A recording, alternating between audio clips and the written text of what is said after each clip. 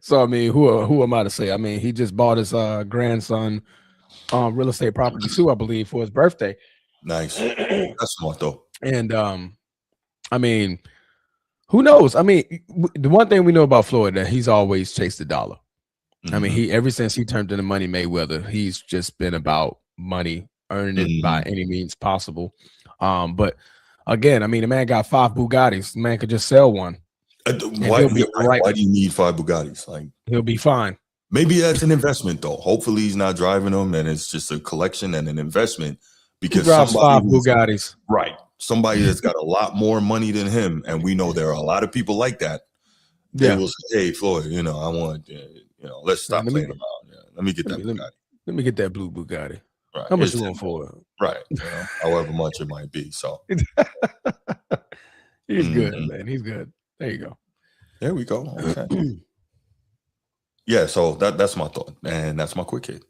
All right. Swing showtime. Okay. Mine is quite interesting for some of you. And quite maybe disrespectful for some others.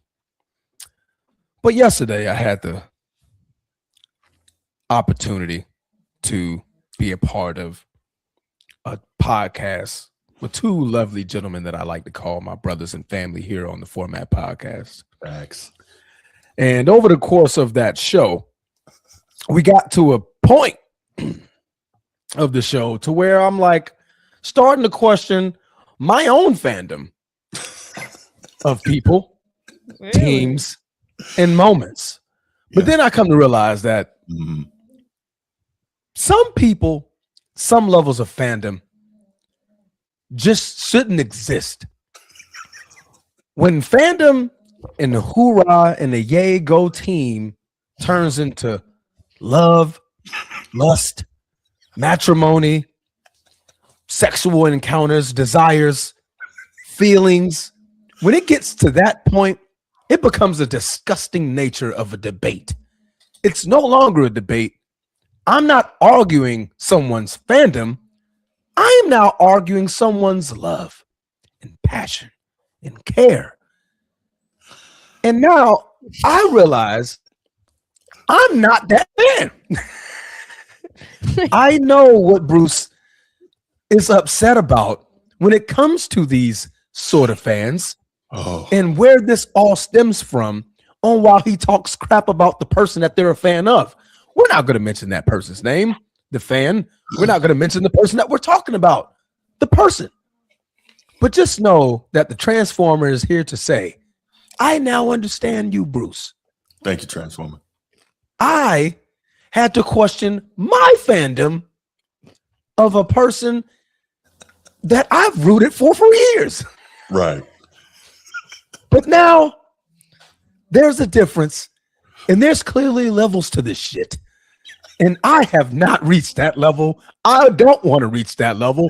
That level shouldn't exist. I'm not. I promise you I'm not. Me and Bean, man, we gonna sit back and let them boys watch. I mean, watch them boys get at it, get after it, and change the channel. But that's my quick hit, guys. I've learned there's different levels of fandom. I've learned there's different levels of fandom. And I'm not a part of that team of fandom. I'm over here. They're over here, and they fine over there. It's okay.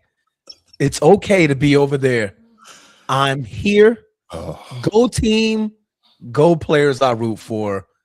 That's my quick hit. Thank you, guys. You trying too hard to be objective, Transformer. See, that's your problem. Sucks. Is that a solution? Bree said, "I need to read the teleprompter." That's what she said. She said, "Read the teleprompter." Thank you, Bree. The buildup was crazy. I thought you were about to say something, and then you didn't say absolutely. You said absolutely nothing and everything at the same time. Bree, if you was here, if you were here, you would clearly understand what I'm talking about. But those who are watching would just watch the last show, preferably the last 30 to 45 minutes, and you will see. Are you talking No, we got about the single joint. I cut it and put did? it out as its own show. Yeah, it's out there. Okay. Are you talking about LeBron? No, that's this person, team, place, or thing shall not be named, and I shall keep it at that. Yeah, we okay. Just look on the channel. Respectfully, right. Caller crashes out. Respectfully, elusive. Okay, all right. Okay. Yeah, because I don't want this. This is supposed to be a quick hit, Bree. And I'm trying to make it as quick as possible. You made that quick. Right. If that was quick, I don't want to see what your length is. Oh my God. Whoa. No, my God. Bree. No. Whoa. Wow. All right. Let me take the heat off the mic. My goodness. I can't say pause because that's a please, but right. Yes. But go ahead. That is not good there. Children. Earmuffs, kids. Earmuffs. Right. Earmuffs. All right, go ahead. But yeah, that's my quick hit, man. Yeah, no, that was good. Release the Transformer cut of the red. Yeah, everybody has to do that. Nick Wonderworker, what up, man? How was life in Australia from the future, man? Man, Nick saw the video before I even put it out. You know what I'm saying? He knew what it was. He know the video, man. But no, Bree, you definitely gotta yeah, go back and we'll talk offline. Mm-hmm. We'll talk offline. It's just there's levels, man. I'm not on that level. Clearly. No, not at all. Yeah. All right, let's go ahead and get to these main topics, y'all. Man. Woo.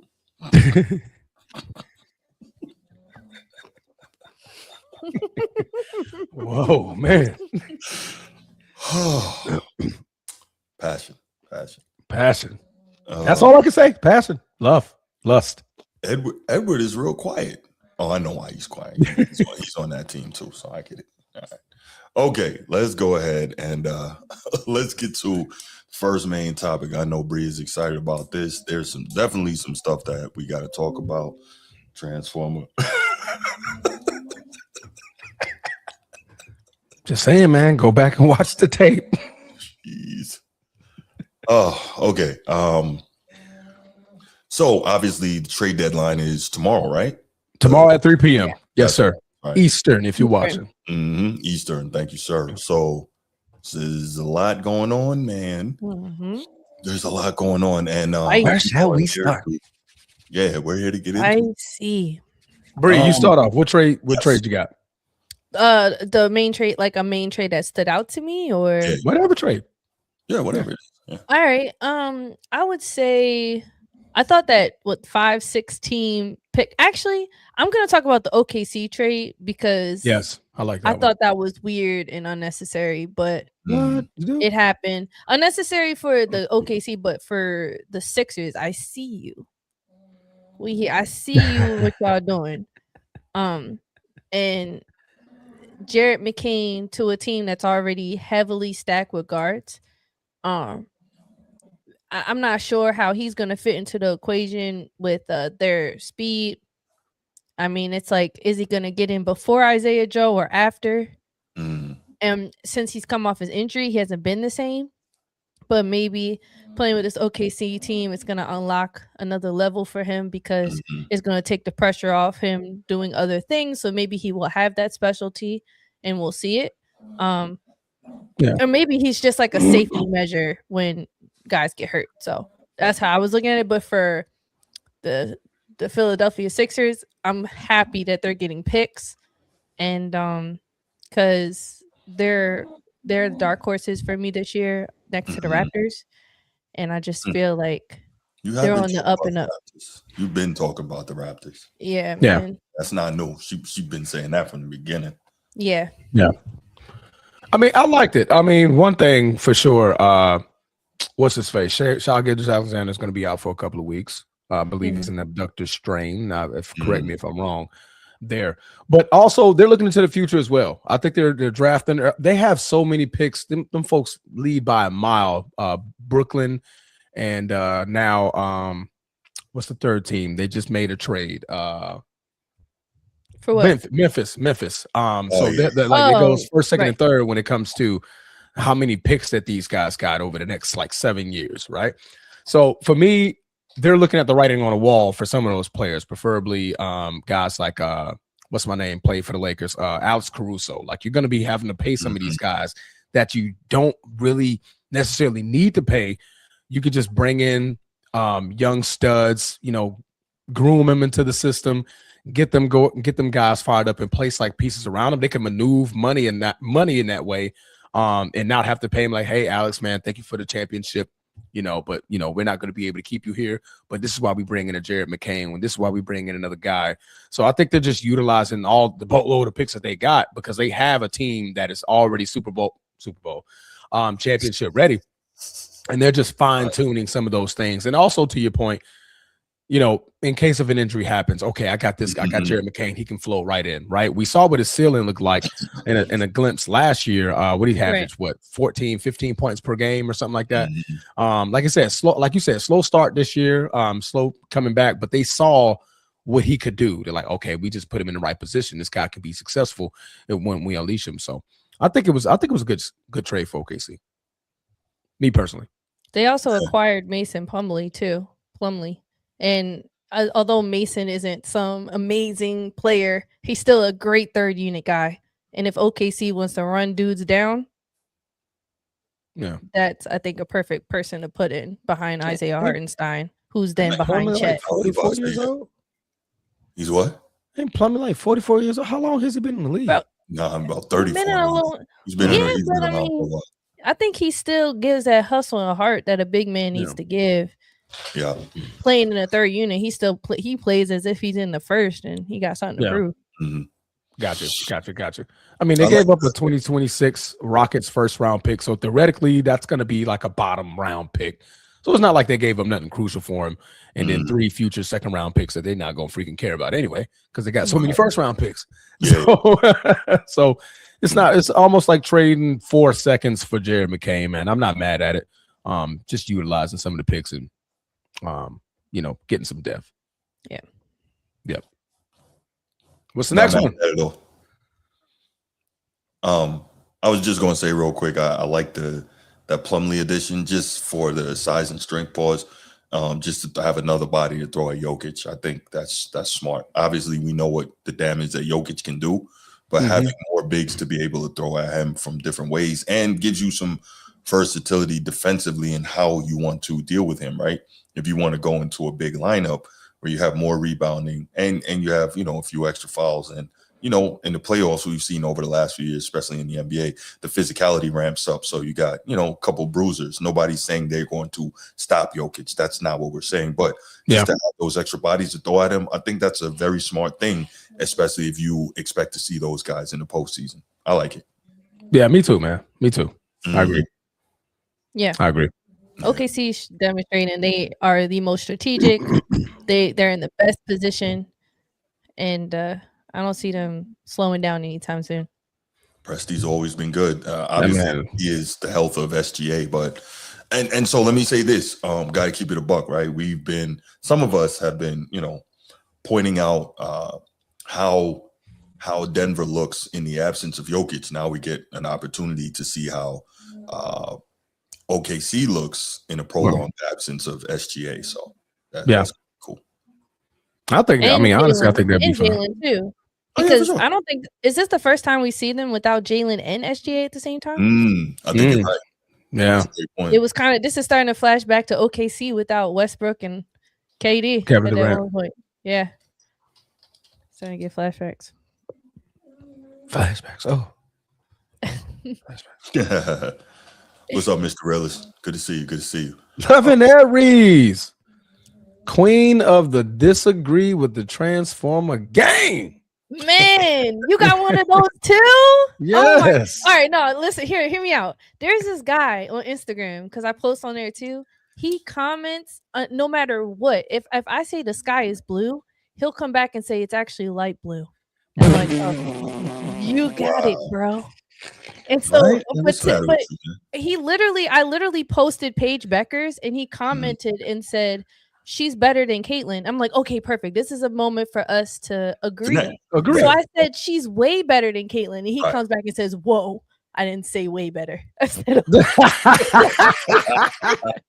He's like, now you're pushing it. Right. Nah. I was like, I thought we was about to have a moment. Right. All right, man. All right. No. Nah, By the way, let me digress for a second. You brought up Paige Beckers, Bree.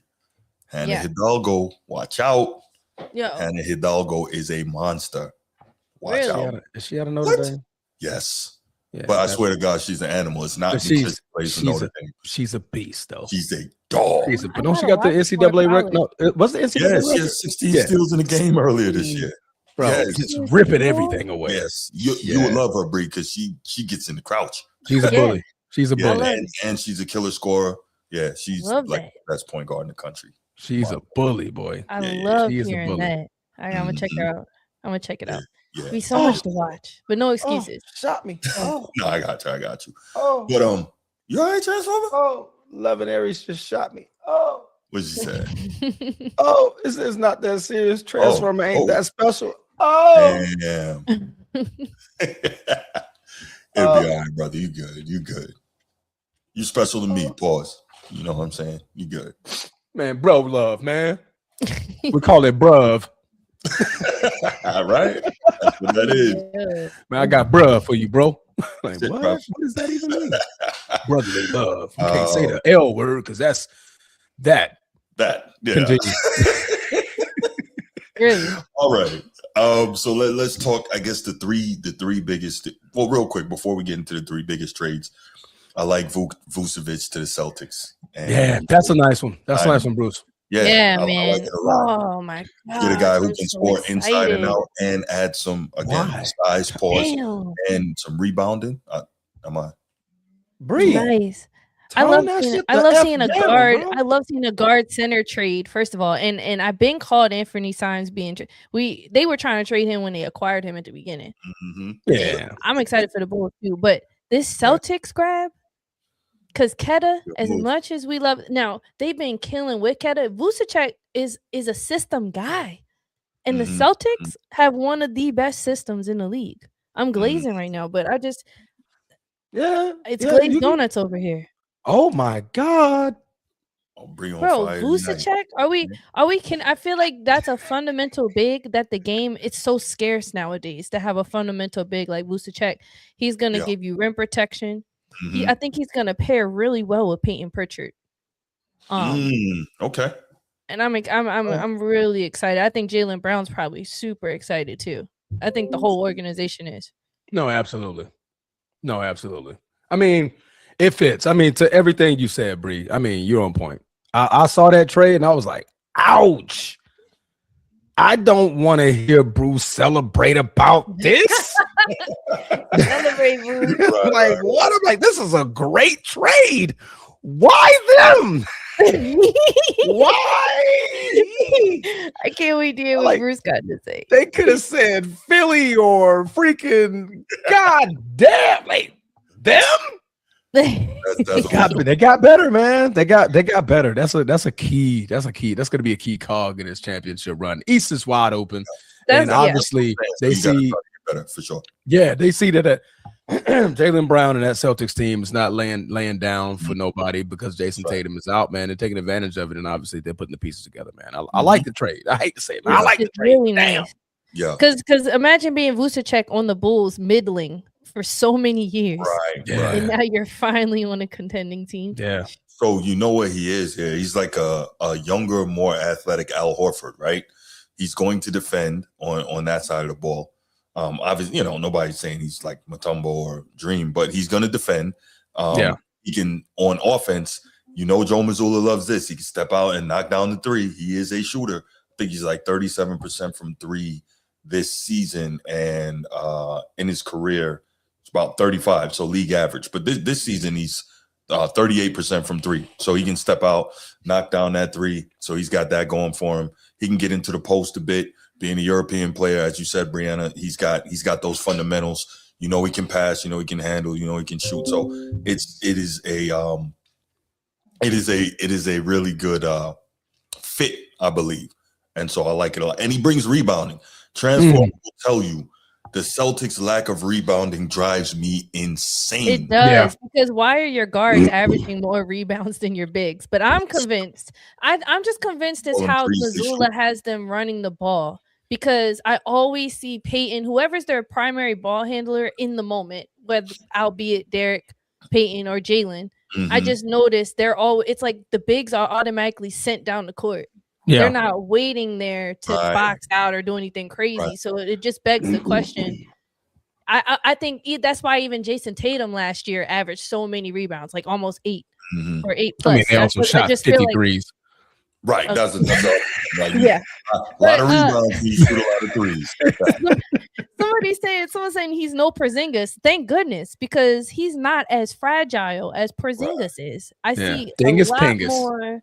Yeah, I just see a lot more durability out of Vucevic. So good for the Celtics, bro. Yeah, for sure. Dingus Pingus, the one that's better than Bill Russell. Dingus Pingus is crazy word, bro. See that we crazy word. Dingus Pingus. Dingus Pingus, the one that's better than Bill Russell. Transform. World Breaker tried to call in last night and say that Porzingis was better than Bill Russell. He said Dingus Pingus. He's putting him in over Bill. Is he from? Is he from Atlanta? Where is World Breaker from? I don't know. Well, his phone number is from Michigan, so I don't know where he's from. That's even worse. Hey, I don't know. He up there. He up there with the Draymond going.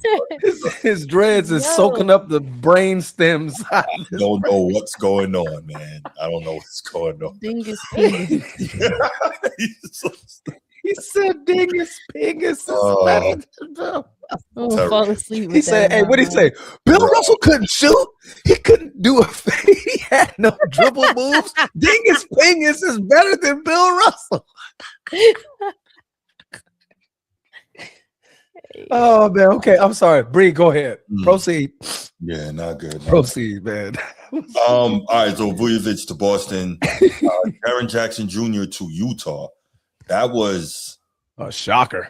Yeah, I'm trying to see, like, what does Danny Ainge think he can build out there? I mean, he knows what he's doing, so I'm curious to see what he's building out there. He needs like that guy, right? He's getting a lot of solid pieces, but you're still going to need that guy. Like, you got Markkanen, but he's not that guy, right? And it's interesting because clearly he doesn't appear to be interested in parting with Lauri Markkanen.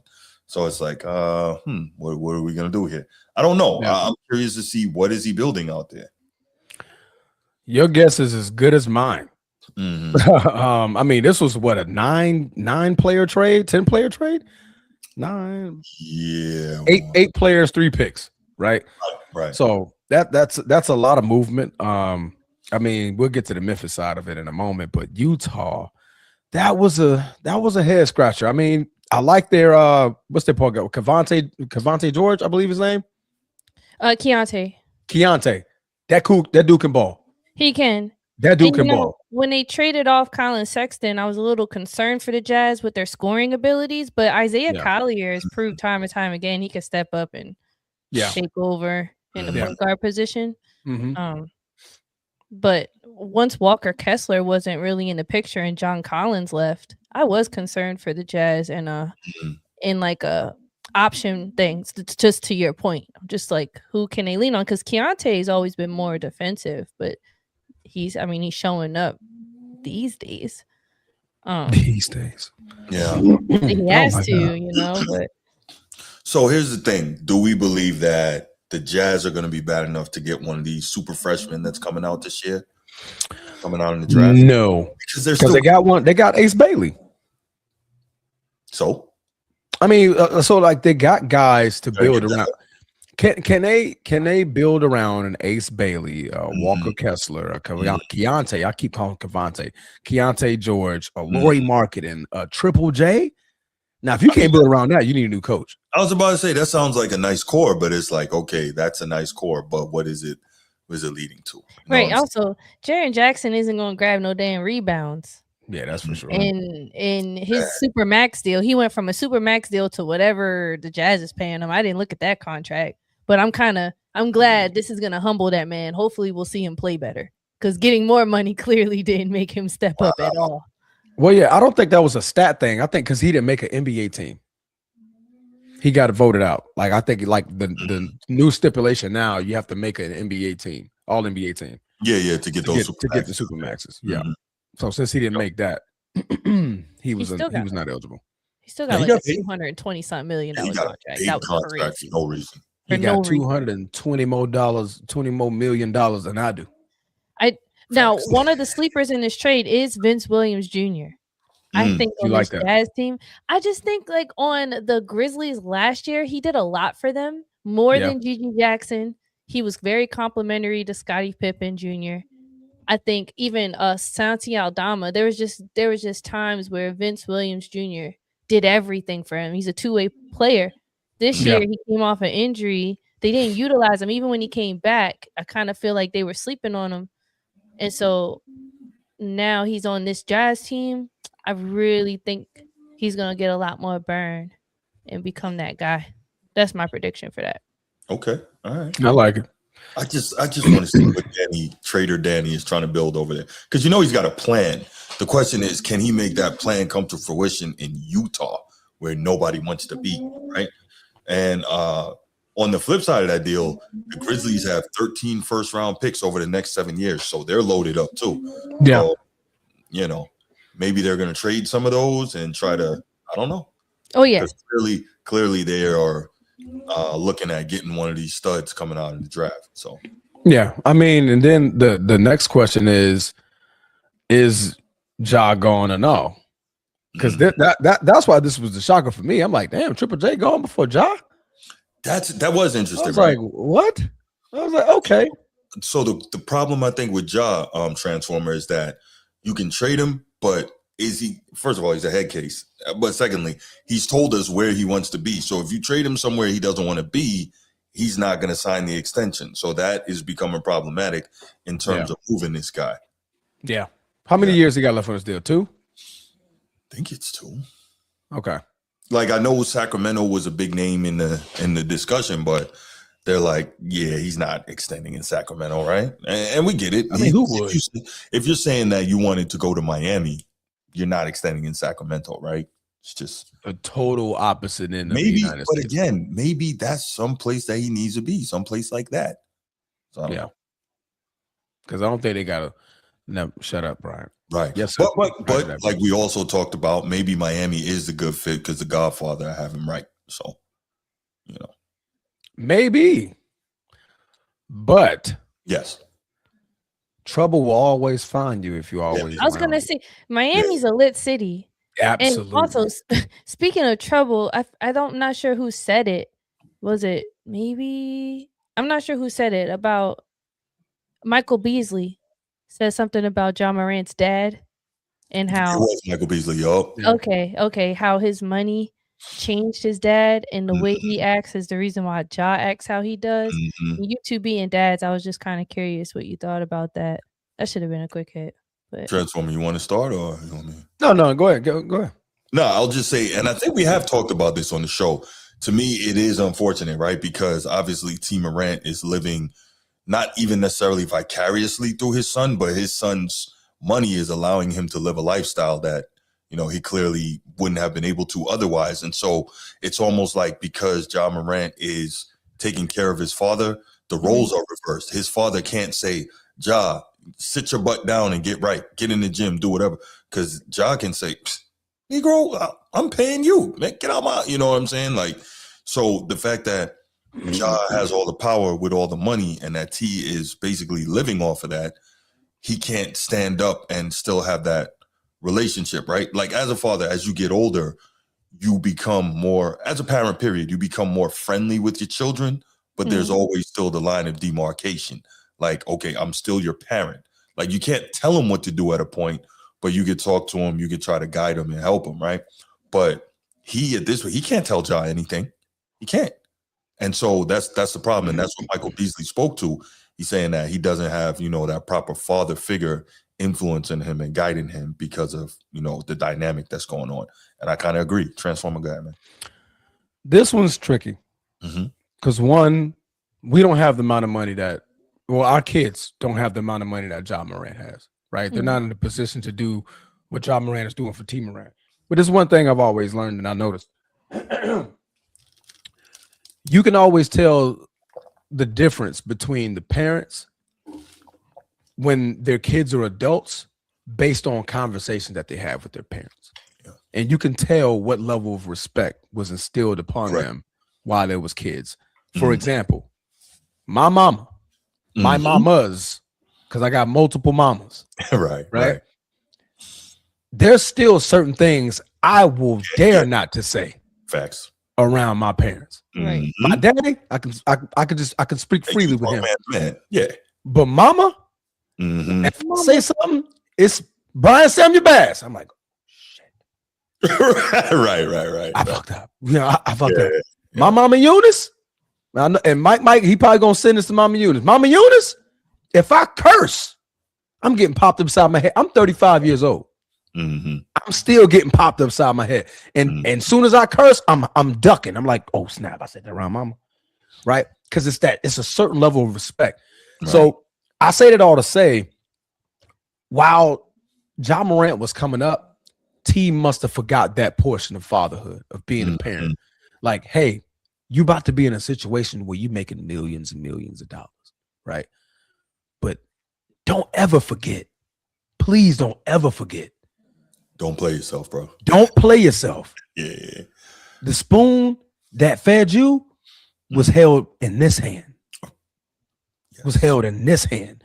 Your basketball games, we took you to those games. You played basketball because your family and your parents had the ability to put the ball in your hand, to buy the basketball, to buy the court, to buy the clothes, to put you in the gym, to take you to the gym, to drive you to the gym, day after day after day. Go to them games, show up to the meetings, go to nowadays. What do you call that? Not ICU. I'm thinking about AAU. They go across the country. Intensive care unit. I see you. You know what I'm saying? They go across the country. Right. You know what I mean? So I'm driving to Sacramento. I'm driving to Portland. I'm driving to Miami to get you in these camps to make sure you have the best opportunity to succeed. But please, son, don't ever forget. Don't never forget. Don't let no amount of money should be able to change the difference between me being a father and a friend. Now, I'm going to be your friend on your success, but when it's time for me to be the father, I need you to understand the difference between the two. That's the respect I have for my mama Eunice and my mama. Because ain't no amount of money, and I make more than my mama's. Plenty more. No level of money is going to change that attitude that I have towards my parents. That's a fact. Yeah. No, yeah. absolutely. I feel like I'm glad Michael Beasley said something because it was apparent that the camp of Ja Morant and his PR team, if he has one, has been letting him down. And I'm hoping that if Michael Beasley as a man called out another man, hopefully the reception from his camp is okay. Let's make some changes. Something. So, I got a quick question on that. What do you think would have happened if T. Morant ran up on Michael Beasley talking about that's my MF son? Don't talk about my son. Bam, God, what? Michael Beasley from the streets for real. I was just being stupid. You know how I was going. Michael Beasley about that action for real, guys. Action boss. Yeah, he did two-piece them. There's some certain people in the league I wouldn't mess with like no, Boog. sir. I would not mess with Boog. Heck. No. Heck. Beast, man, boy, that man literally has a mental illness. Yeah, you don't. He's allowed to play. He was just that good. Yeah, no, he was good. bro will mess that man up. Boy, would be turned from T to Tom Morant. He would have been that guy if everything would have went. Yeah. How many guys are like that though? You know what I'm saying? Plenty, man. Yeah. Plenty. They say a dude that was better than Jordan. We just never got to see him. Yeah. It's environments, man. The environments that you're in. For sure. All right, let's go to the last one. Well, not the last one, the last two. So we'll touch on those quick. We discussed last night James Harden to Cleveland. But Bree wasn't here, so let's get her thoughts on that. Harden to the Cavs. I have a thought on that. They think I'm crazy, but what do you think about it? I'm excited. I know the rep that James Harden gets, especially late in the fourth quarter, on big games. But what I love about him going to the land is they already have their core 4 or core 3 now that Darius is gone. And I just feel like now James Harden isn't the first, second. He might be that third option. And I think him, just like James Harden coming off the bench at OKC kind of made a name for him and got him started. I think him going to the land, they're not going to maybe have the ball in his hands in last big games. They're going to put it in his spider hands maybe. And so I feel like because of that, then now James Harden is going to step up when it matters. And we might see some really great basketball from him in the postseason. I just think the weight has come off his shoulders. I think I'm excited to see him back in the East. I said that last night on your stream. I'm really excited to see him on the East because, like you said, it's wide open. And a guy like James Harden, who dribbles the air out of the ball, he does not have to do that in Cleveland. And so we might just see this James Harden. Yeah, I miss the James Harden where he wasn't number one. And I think this is going to be a perfect opportunity. He's going to be a real contender, and he hasn't been that in a long, long time, if ever. So. Do you think this team is going to stay the way it's constructed, Bree? Just in addition to him, like the way it is now. There's no. I'm just asking. Well, they just made moves with Lonzo Ball, which I'm glad they.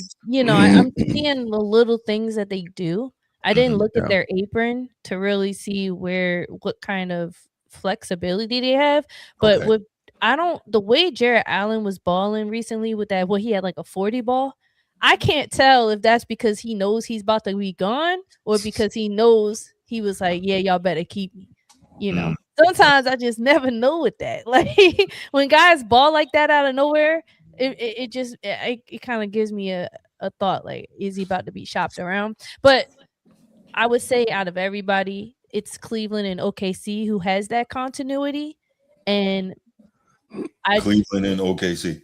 Yeah, who has continuity over these last 3 years? I would say they have the highest continuity. Good. Not Boston? They just got rid of Porzingis last year. But they still have, clearly you can. Okay. They shook up. They got rid of Drew Holiday and Porzingis. Like their core. That was like their core. Okay. And Dingus Pingus. They got rid of Dingus Pingus and Drew. Drew was their number one defensive player.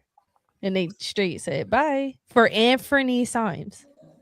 And then they got rid of Luke Cornett, who was like their that was the shocker to me too. Yeah, I didn't like that. I didn't like that. He was balling in the playoffs last year. I love him on the Spurs though. That's great. Right. And they're doing all right. So clearly they're making the right moves. But shout out Brad Stevens. Shout out Brad Stevens. Just saying, you got rid of Dingus Pingus when he's better than Bill Russell. Like, how do you do that? That's not continuity. That's buffoonery. So you get rid of a guy that's better than Bill. Don't make me hang up on you too. Because Cleveland, they got rid of Karis LeVert. You feel what I'm saying? Like who is that? Last time we heard of him was in the bubble. And then and DeAndre Hunter. Those weren't like their go-to guys. So I they kind of faded in the playoffs. They had their big three for 4 years now. Okay, I'm just looking at what Boston is doing. Obviously, Derek White, Jaylen Brown, Peyton Pritchard, and whenever Tatum comes back, like you've got that core right there, and that core has been there for some time now, right? 3 or 4 years. So that's why I brought that up. I get that they let some guys go and moved on from some dudes, but I think that they have general continuity among their most key players. Because what's his name? Holiday, he wasn't the same dude by the time they got rid of him. So I didn't see him as one of those guys being one of the key players. But we'll see. Well, clearly he got rid of the guy. He came fresh off the Olympic team. He was doing something. Yeah. He got picked over Jaylen Brown. Moving right along. No, the last big trade of the day. Boy. And I'm curious to know, like, what's the plan here? Anthony Davis is now a Washington Wizard. Yeah. And I'm not listen, I used to be a big Anthony Davis fan, right? I remember. Who wasn't? Yeah, like when he was in freaking New Orleans, I'm like, this Brow. animal. He was the brow, man. He can't stay healthy. And so I'm like, why would any team trade for this dude? Unless you're trading for him to try to trade him again. But the deadline is tomorrow. So I don't know. Like, what are we doing? I mean, he went from the brow to the brim. Brow to brim. Yeah, like, what are we doing? I mean, you look at the Wizards franchise as a whole, unfortunately, they can have great pieces or have the worst pieces and still end up doing the exact same every year, which blows my mind. Right. Yeah. But did I freeze? No, is that her? It's Bree. I don't know if it cut out. Did it cut out? Oh yeah, it cut out a little bit. There bit. you go. Say that again, please. I just feel like maybe it was a economic revenue thing, possibly, because Trae Young and Anthony Davis is going to put more people in the seats. I'm just saying that being from Baltimore, living here right now, people are excited. I mean, we're hearing Wizards fans that I haven't heard in forever. You see what I'm saying? So since Jordan, I get it, but what are they excited for? Real talk. What are they excited for? Like, he's an NBA champion. Davis get hurt again within he's still a champion though. At the end of the day, and as fragile as he is, that holds a lot of weight. But he's not going to bring you a chip. The organization is not a good organization. It really hasn't been, like, for a very long time, right? I was there when they were the Bullets. You know what I'm saying? I'm about to say, since the name change, they ain't been shit. They get, I just, like, I don't understand what the excitement is. Trae Young, okay, he can nutmeg somebody. What is that going to get you? It's not going to get you much. I don't see it. I don't see it. I think also with the Wizards too, I think they already believe in the young core that they have in Alex R and stuff. I think they're just okay with being mediocre right now. It's weird, but with Anthony Davis there, I mean, so you're saying if Zion deserve to get traded? Does who else be hurt all the time? Does Joel Embiid? Are these guys that were just like, you get hurt too much, you can't even get on any team anymore, no matter what you bring to the game? Yeah, if I'm a GM, I'm not trading for somebody especially somebody who's got a big contract and can't be on the floor for me. Why would I do that? To mix things up. But I have to pay a salary for someone who can't play for me. To mix things up. Anybody can get hurt. Every guy out there is at risk of getting hurt. And then you also got to put in the fact that they could also be looking to save money off the books. This could be a future move. Like, hey, okay, we got to pay Anthony Davis $45 million for what, 2 years? Okay, that gives us time for Alex Sarr, Trae Young, who was it, CJ McCollum. McCollum is gone. Oh, McCollum's gone. Okay, he was going in the Trae Young deal. Okay, that's what happened. So yeah, Trae Young, Alex Sarr. You got Keyshawn George. You got D'Angelo Russell. You know what I'm saying? You got a couple of things. Balu Cobley. Is Trae Young even playing right now, or is he still hurt? No, he's still hurt. He's still hurt. There you go. So now you got all these big money assets that can't get on the floor for you. This is what I'm saying. Like, I'm not with that. Well, I mean, this season's already cooked. They're not like they're going to make it into the play-in. Maybe they're just getting ready for next year. And by next season, you got all these guys good to go, ready to go to at least start the season off strong. We talked about it being the East, right? Why can't they make it in the play-in? Where are they right now? Let's see. I think they're probably 12th. They're probably 13th, maybe. On that bottom. But it's not. Okay, but the thing is not where they are. The thing is, how many games out of the play-in are they, right? That's the bigger question. Let me see if I can pull that up. Well, they only 10. They can make a run. Just trying to say. If they were healthy. Only 10 games. Exactly. 10 games. Why not? Yeah. If guys are healthy and you have a strong second half, you can make a surge and get into the play-in. Why can't you? So that's the thing. You got big money guys that can't play for you. I never understood that. But that's why I'm not a GM. I'm sitting here talking with you guys.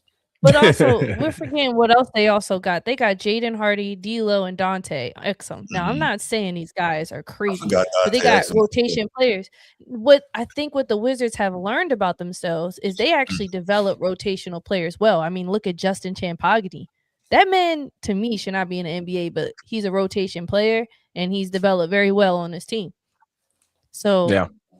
I think Dante, D'Lo is a Jordan, like D'Lo is a guy that's gonna go to this team and get, I think, more confidence as opposed to him, Jacob Earl Robinson on a 10-day contract getting in before D'Lo was playing on the Mavs. Something I don't know what happened there. So but D'Lo 3 teams in still has that much bumps. Yeah, the court since like the Lakers. So I get all of what you're saying, Bree, and I'm not pushing back on it. I'm just saying I don't see the benefit in terms of where this roster can get you. Even if everybody's healthy next year, we don't know if these guys can play together, and we don't know because we have to assume next year maybe the East is not so wide open, right? It's more solidified. Let's say the East is more solidified, and everybody on this Wizards roster is healthy. Where do you think that puts the Wizards in the East among the teams? Because we always have to assume health when we make these prognostications, right? They're still not as good as Detroit. They're not as good as the Knicks. They're not as good as the Celtics. They're not as good as your Raptors. They're not as good as the Cavs. They're not as good as the 76ers. They're not as good as the Heat. They might be better than Orlando. So, like, they're still in the play-in with all of this. I just don't understand it. You see what I'm saying? I feel like with the Wizards making all these adjustments, they could possibly, because the Hornets got some bangers on their team. I can't even stun on that. I'm just looking right now. Pacers get Tyrese back next year, so that changes the game for them, in my opinion.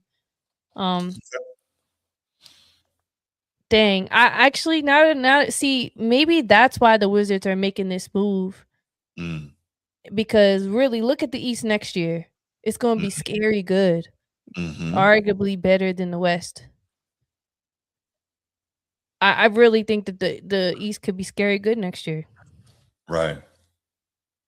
And then we still have no idea where Giannis is going to end up. Chris Paul is in Toronto.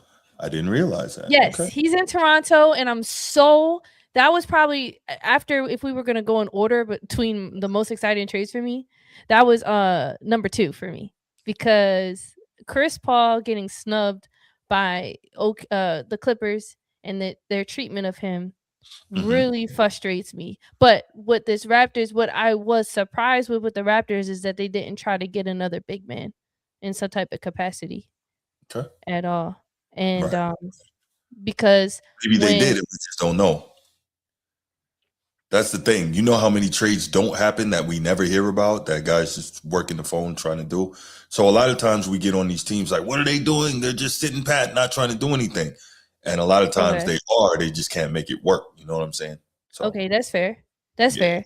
Because when Pirtle is out the game, then Scotty Barnes has to be their big man. And I worry for them, because that's not going to help y'all in the playoffs at all. You still need your size. You still need your length. And with a guy like Scotty Barnes, who's their primary playmaker, ball handler in the 5, sure, it puts other teams at a disadvantage matchup wise, but you still put yourself at risk for being at a disadvantage matchup wise. It's really how you do it. And then adding Chris Paul, that's great. But he's a point guard. So I'm not saying they didn't need that. They definitely needed that veteran. They need the veteran in the playoffs. So I'm glad they have it. Yeah. For sure. All right. Well, let's go ahead. Let's open up the phone lines. We'll take a couple calls on this. See what people think about it. 904-219-8264. 904-219-8264. Give us a call. We want to hear what you think about these big trades that have gone on so far. What effect you think they'll have on the league, on the conferences, et cetera, et cetera. Edward, what's up, man? Maintaining. How about you? There you go. Hello? I was about to say I didn't hear what he said. All right. Yeah, I heard him faintly, but as you turned him up, I think he dropped. My bad. Yeah, I had the slider a little low. He'll call back. But yeah, I don't know. I'm not high on these Wizards moves at all, but we'll see. I am curious to see what's going to happen in Cleveland this summer. That's what I'm waiting on. And that's true.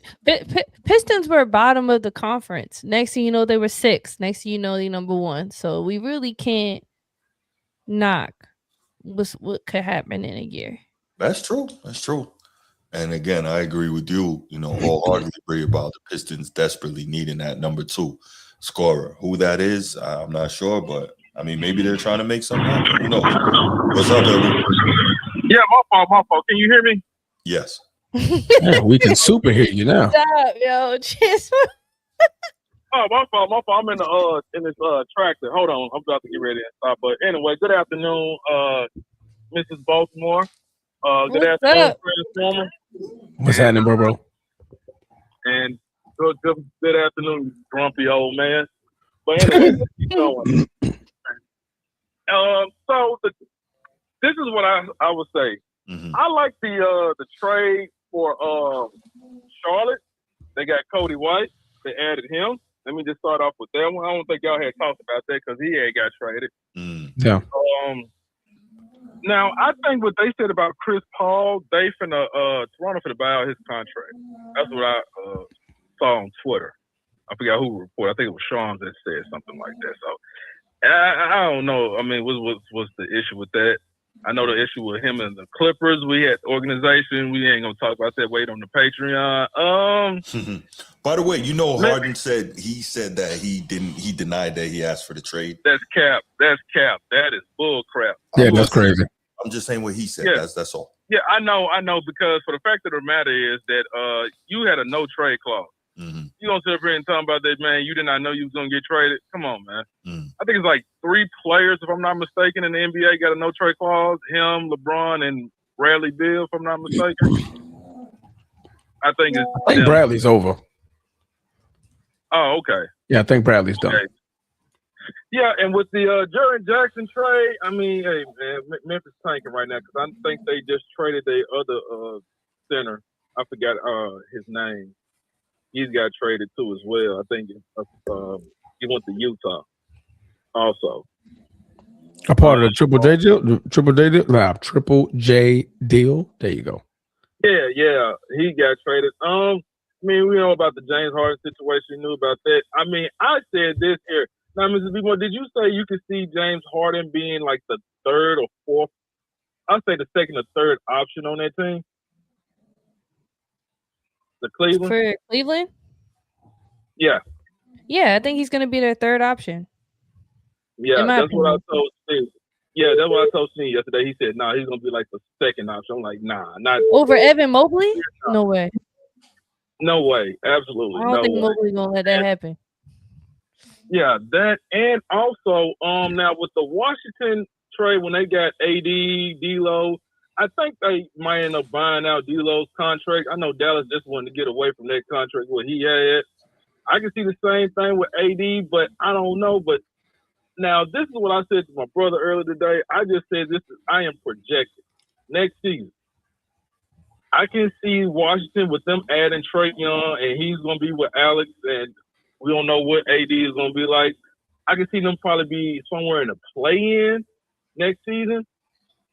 Them, and I would say this season now coming up, I can see the Charlotte Hornets being in the play-in because they added Cody White. They on a tear right now. I think they've been on an 8-1 streak right now. 8-2. 8-2. Okay, yeah, 8-2. They're right on the outside of the play-in right now. Yeah, because I don't know what's going on with Orlando. They just horrible. Pablo Banchero has been inconsistent. Man, they ain't making no moves. So if the Wizards was healthy right now and they had, I can see them probably being in the play-in right now. I mean, because Trae Young, he gonna, you know what I'm saying, that pick and roll, law threat with, you got AD and you got Alex. I mean, I can see them making, doing their thing, but as of now, they just sit down, just chill out, No, it's Chocolate City. Man, just kick back, you know what I mean? But other than that, that's all I got. And Bruce, man, you gotta stop being mean, man. You being a bully, bro. Bruce is like the nicest person I know. Thank you, Bree. Bull crap. Bull crap. You do not, ma'am, you do not understand this dude. He is a bully. Hey, get real when you got ma'am. Ma'am, he is disingenuous. He's very disrespectful. Bree, You do don't not listen to understand. this guy. That's not the case at all. It is the case. You are one. All right? You are one. I get harassed at 8 o'clock, 7 o'clock in the morning. I know you're not talking, Edward. I know you're not talking. Bro, I'll wake up and see BS from you, man. Get out of here. Come on, man. Let's not do this. Let's keep the show rocking and rolling, keep man. it greasy. Man. No, you be you. For the ladies in the gym, Bruce, you being you right now, you're going to do world breaker like that, man. That man was trying to give his opinion. Hey, that man was, you know what? We're not even going to do it. But, okay. All right, baby. All right, Water. Mike, what up? This is the Transformer Brothers episode. What it do? What's going on, man? Okay. Miss Bree, how you doing? Miss Bree, how you doing? First time hollering at you. Hey. Hey, I'm trying to see though, bro. So I don't really care about no travel. Can't hear you, Mike. I said, man, I said, only person I give in the draft, I give care about is the Grizzlies. You good? Can you hear me now? Yeah. Yeah, bro. That's the only people I give a care about. So, I'm like, I hate for my boy JJ, you know what I'm saying? But, it is what it is, man. But I got a question, though, bro. Yeah. What y'all say about Ja dad again, bro? What y'all say about his dad again, bro? The report No, from Michael Beasley? No, Ja's father. What were we saying about Ja's T. father? Morant. Yeah, what y'all say about? Yeah. He the Beasley piece, right?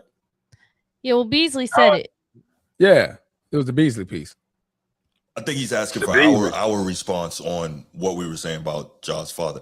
We're basically saying their relationship doesn't appear to have the proper dynamics where T. Morant can kind of guide his son and help him to be more so on the right path. And based on the way him and his son interact, it's Transformer and I's assessment from afar that the dynamic wasn't proper from the beginning. And now that Ja Morant is making all this money, his father can't tell him anything because he basically is financing his dad's lifestyle. Transformer, I miss anything there? Yeah, no, that's about right. Okay. Pretty accurate. I kind of feel y'all, but I kind of don't. You know what I'm saying? Because personally, I don't know what he said to his son behind closed doors. I mean, don't nobody know what he said back to his son. I know some guys that don't make more money than they dad, live with their dad in the basement and still talk crazy. And they relationship how it is. But man, I ain't gonna lie, bro. Like I can't agree with that. You know what I'm saying? Because man, like be, you know what I'm saying? I ain't gonna lie. Like he said, man, our moms, bro. They weren't playing. They ain't do no playing, no games. But our pops though, it was a different level. You see what I'm saying? Like. As far as people can look at outside, look in and say we disrespectful, we don't, he can't control us, he can't do nothing with us. But at the end of the day, you know what I'm saying? They tell you better than anybody that, man, you know how we rock, man. You see what I'm saying? Regardless of how everybody else look at it in. Yeah. He know how we rock. You see what I'm saying? So I be thinking everybody be too hard on, you know what I'm saying, his dad, bro, because they really don't know the conversation they had behind the closed doors and whatnot, bro. You see what I'm saying? And I mean, it sounds like people just want to, pull a belt out and whoop some ass around this motherfucker, bro. You too wrong for that. You feel what I'm saying? Right. You too wrong for that, bro. You got to be, you know what I'm saying? Man, I don't agree with everything, Ja doing and whatnot, but there's a lot of people that talk good about that man, though. You feel what I'm saying? Mm-hmm. Besides whatever the media tries, a lot of people do talk good about that man, though. So I think his dad doing a great job, but to be honest with you, man, I think everybody just be too hard on that man. All got something to say, and now we got, you know what I'm saying, really don't even know what they, you know what I'm saying, what goes on behind closed doors. You feel what I'm saying? No, that's fair. yeah, but yeah, that was, you know what I'm saying. That's basically what I had to talk about though, bro. Because I don't really all the other, you know what I'm saying, little shit going on in the draft, man. If it ain't, you know what I'm saying, got nothing to do with the M, man. I ain't really worried about it, man. I hear you, bro. But hey, man, hey, y'all keep doing y'all thing though, bro. Still listening, man. You know what I'm saying. Hey, y'all keep doing your thing again, man. Love, bro. I love you too, boy. Hey, appreciate you, Mike. Thanks for the call, brother.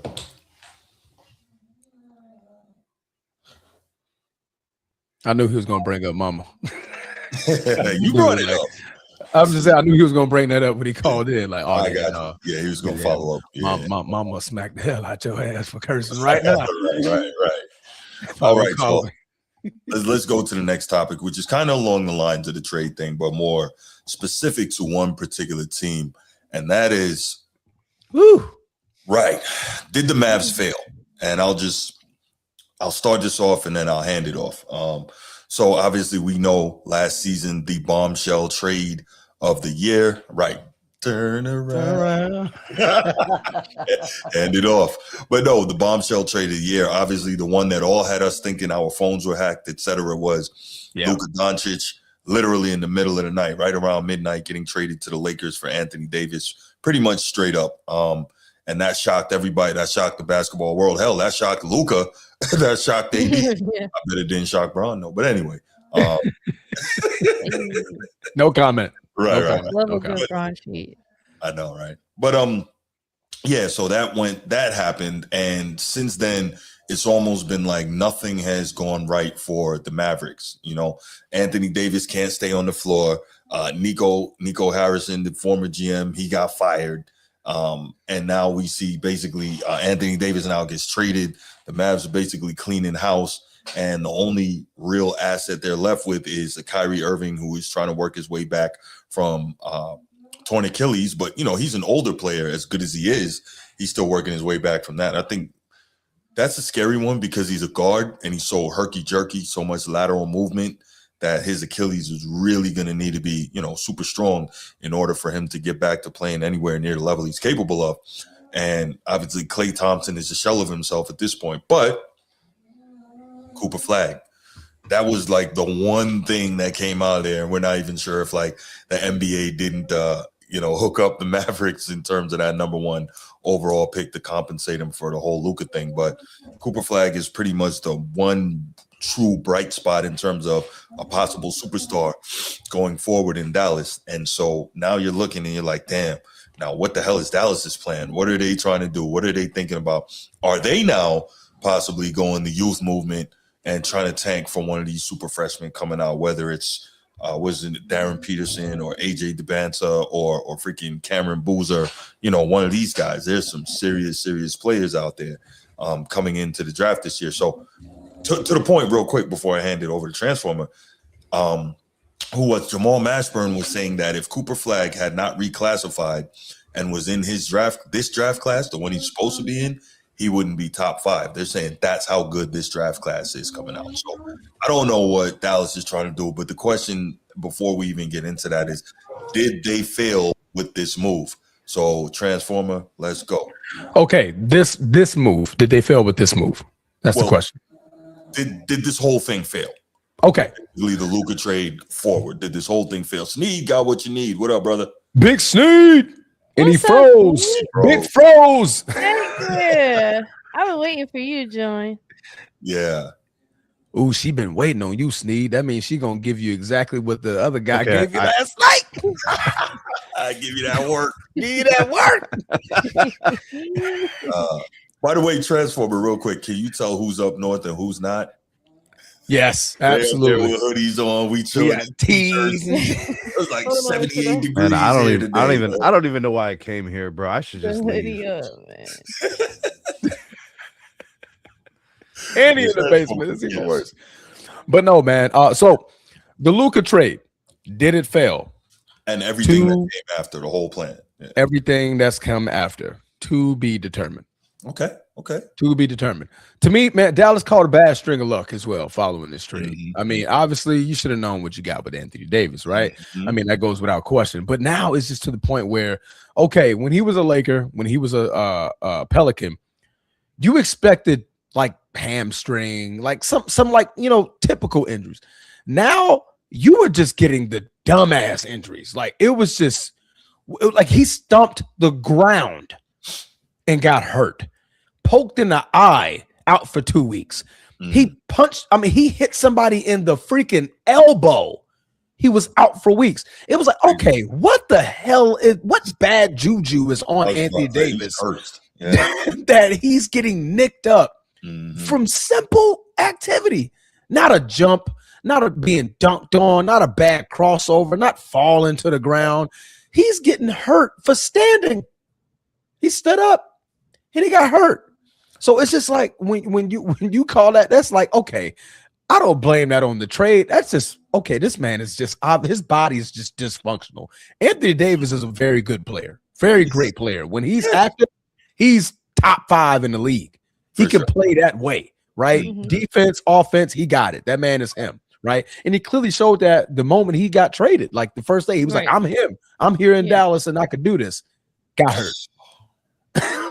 Immediately got hurt. So it was an unseen project with him, Kyrie Irving, and Cooper Flag, because obviously Kyrie Irving out for the season with the Achilles injury. So you don't get that opportunity to see him.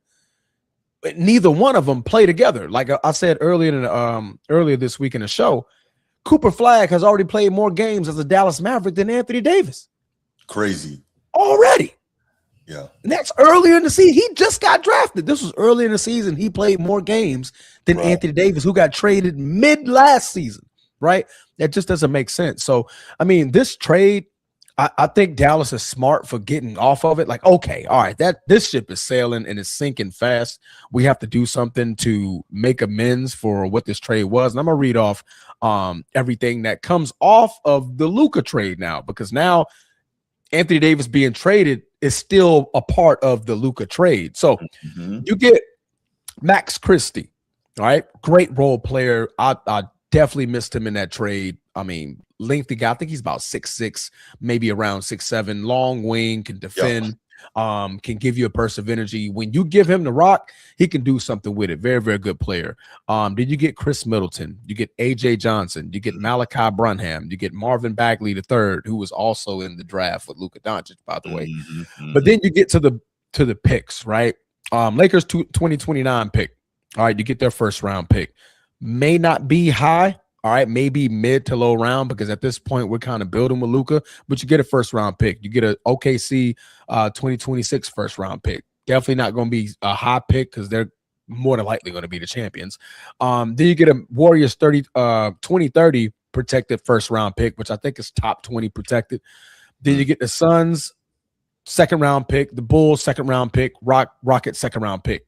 You got 5 players in 6 picks for Luka Doncic.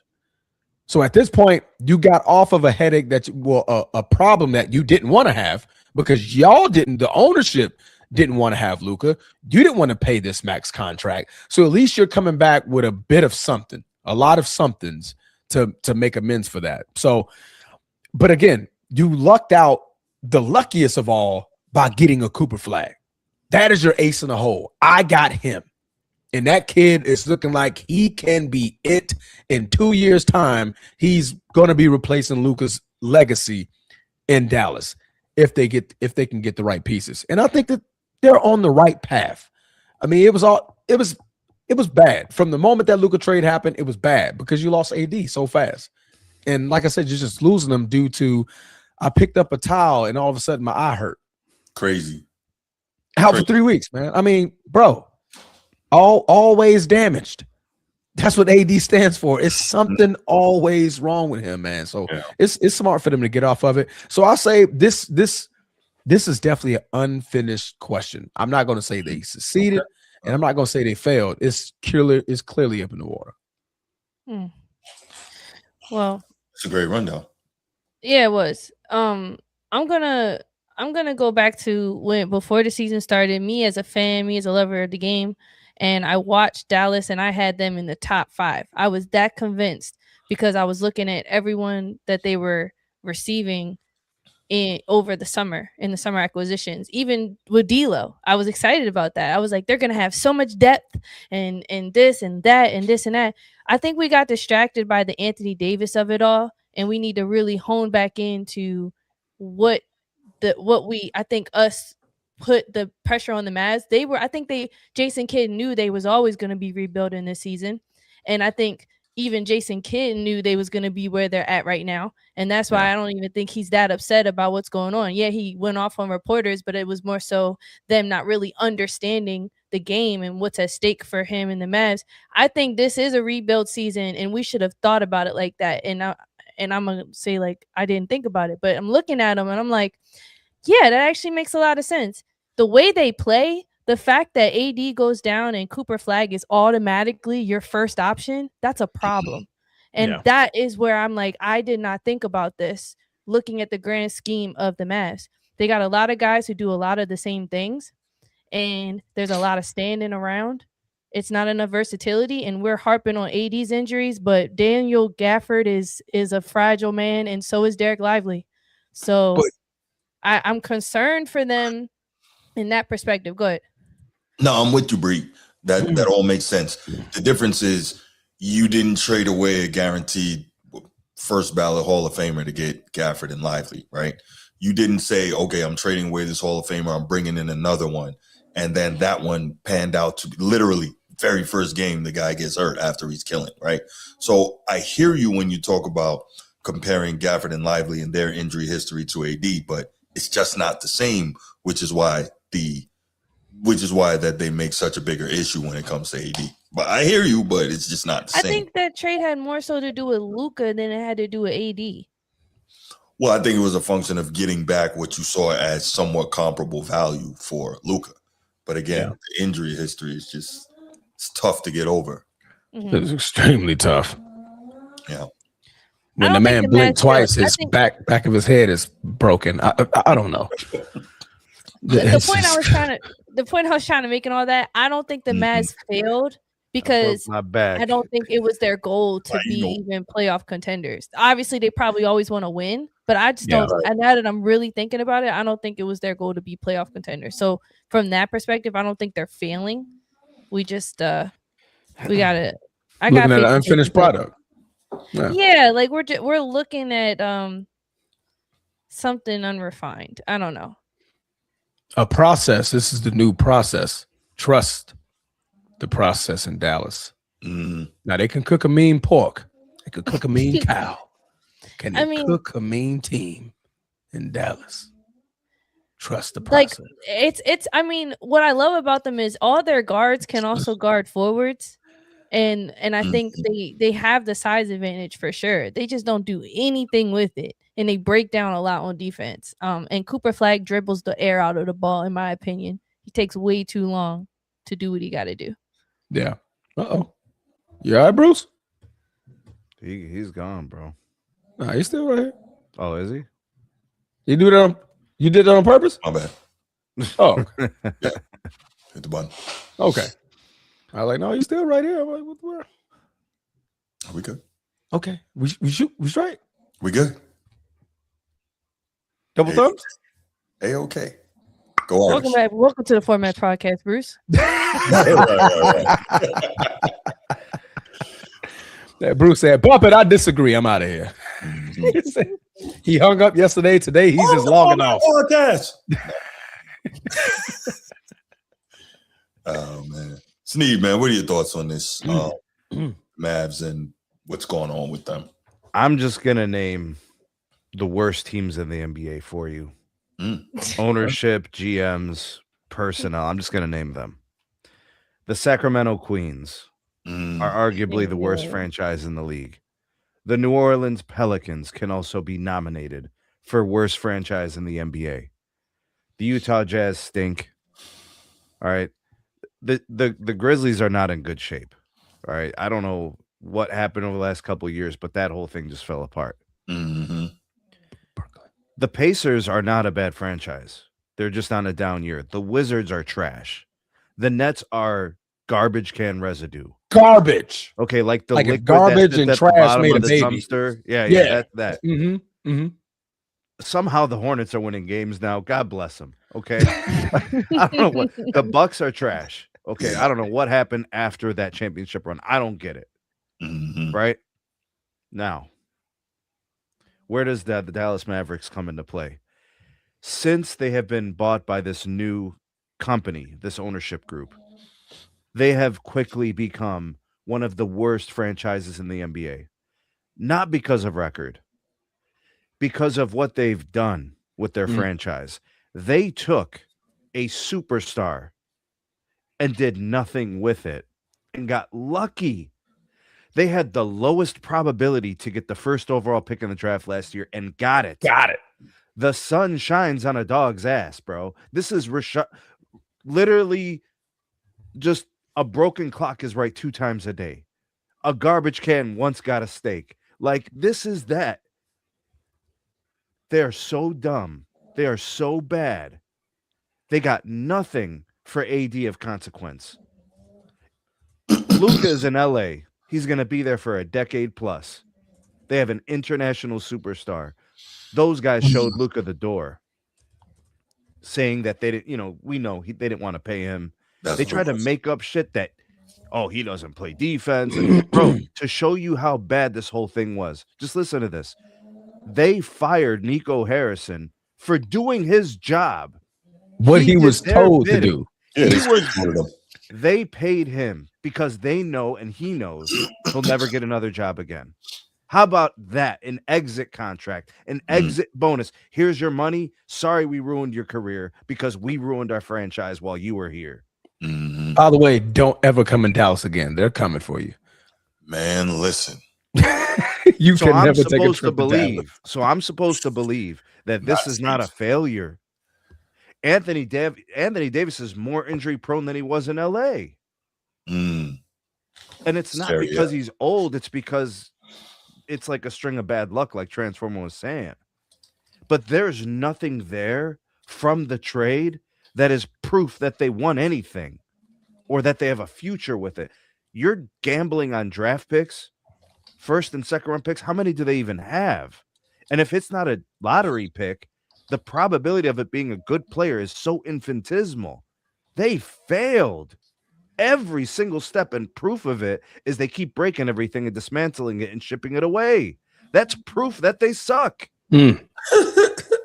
Listen, I constantly have to listen to these earnings conferences from these big Fortune 500 companies. I study what CEOs say. I know what they're saying. I read between the lines. I know what they're doing in Dallas, and that is absolutely nothing. They are lost in the sauce. They have quickly become the most incompetent franchise in the league. It's them, it's the Wizards, it's the Nets, it's the Pelicans, it's the Queens. Those are the worst. And Cooper Flagg, like, he's going to have to be the savior because that ownership group is trash. They do not know what they're doing. Damn. That boy said if trash and manure had a baby, he said that would be it. Yes. Yeah. Bro, there's like 5 GMs in the NBA that matter, and they're fleecing everybody. They're taking all the picks. They're taking all the best players. Everybody else is just donating. They're idiots. The whole league is being run by like 3, 4, 5 GMs. Yeah. Boston's taking everybody's shit. The Thunder are taking everybody's. Bro, San Antonio, these are the teams taking everything. Yeah. And everybody's just like, yeah, we'll give you what we got. Here you go.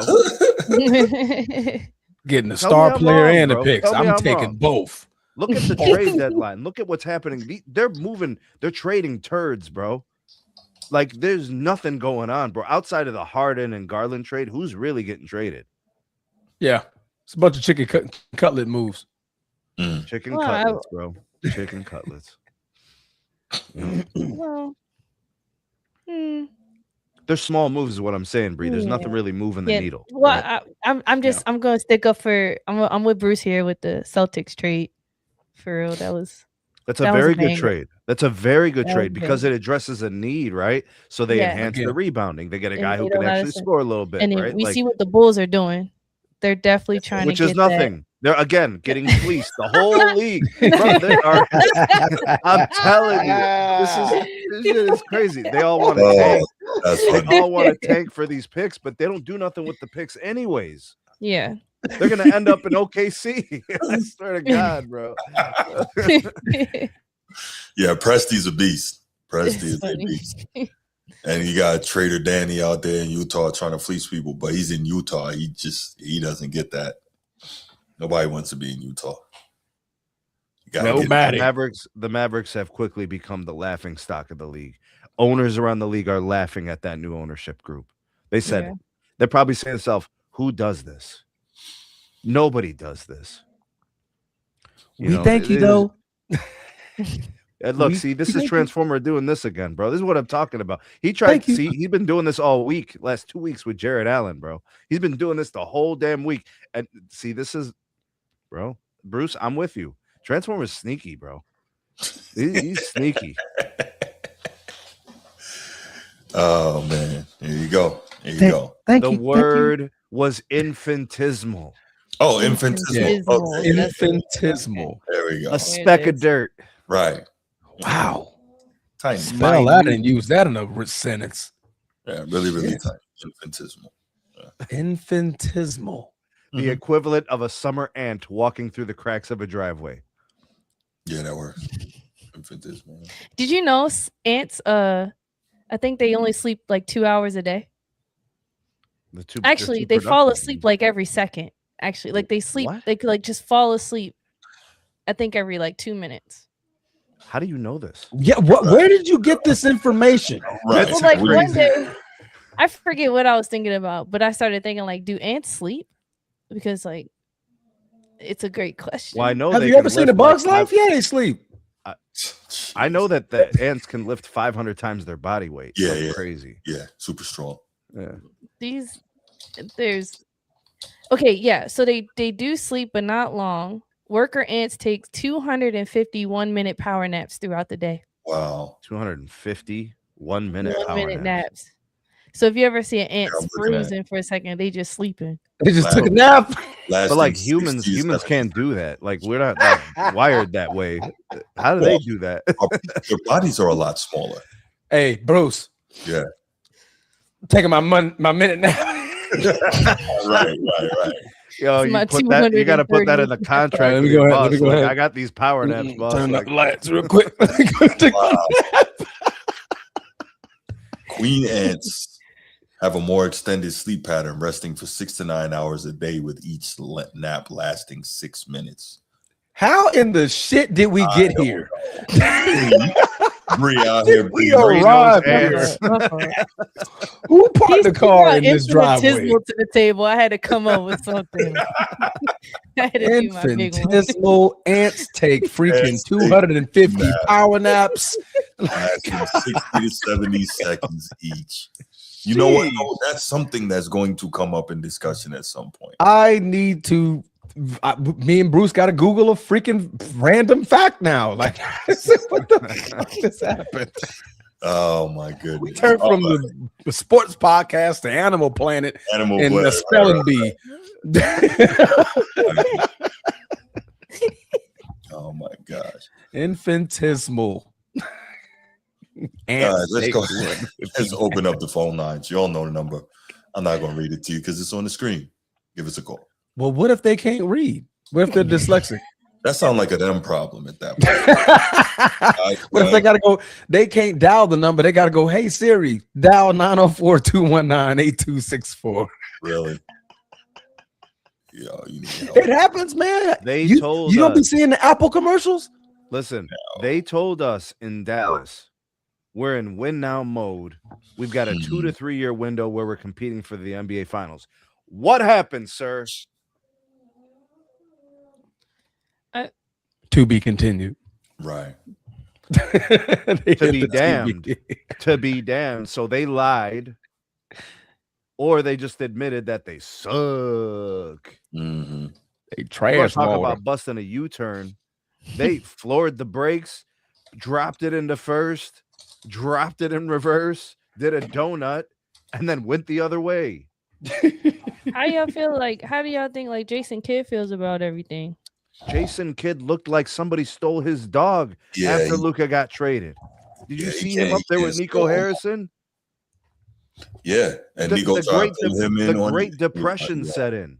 The Great Depression. Go back and watch that press conference when Nico was standing in front of that camera, straight up lying. And then here's Jason Kidd like,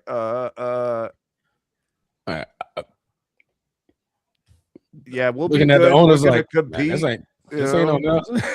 We didn't do this. Yo, what up, Bruce? What's going on, man? What's going on with y'all boys tonight? Right. What's cracking like a Bruce? Hey, of course it was a failure, Bruce, because of injuries. Wait, Period. what? Say that again. I believe if they had a healthy AD and a healthy Kyrie, it would have worked. Unfortunately, both of them are injury prone, truthfully. So injuries, yes, it was a failure. But at the same time, they got a diamond in that failure, though. So everything works out for the future, right? Mm-hmm. It wasn't relevant to the trade, though, Bruce. I hear you, sir. It wasn't relevant to the trade, though. Without saying. It was without saying it. All right. That's like one of them quiet backdoor secrets. Like, hey man, don't tell nobody. We're gonna hit that. Bruce, cue the X-Files music, bro. I must say this. I talked all this shit about Dirt Queen and Cooper Flag, but I gotta say Cooper Flag a superstar. And he will be on that 2028 USA team. Oh, yes, he will. Sure. Yes, he will. The kid, like, at the beginning of the year, he struggled a little bit. Like, now he just balling. And they still have a chance to make the play-in. They in the 12th spot. They could go on a little run. After the All-Star break, they be right in it. Is Kyrie coming back this year? Perhaps. He said don't hold your breath. Yeah, I think when you tear your stuff like that, it's a 2-year injury, man. Let's just be real. You can come back a year after, but that year is going to be remnants of that injury. That goes to both sports, unless you Adrian Peterson, you come back from. The Mavericks have a 38 win percentage. 38%. Got a what?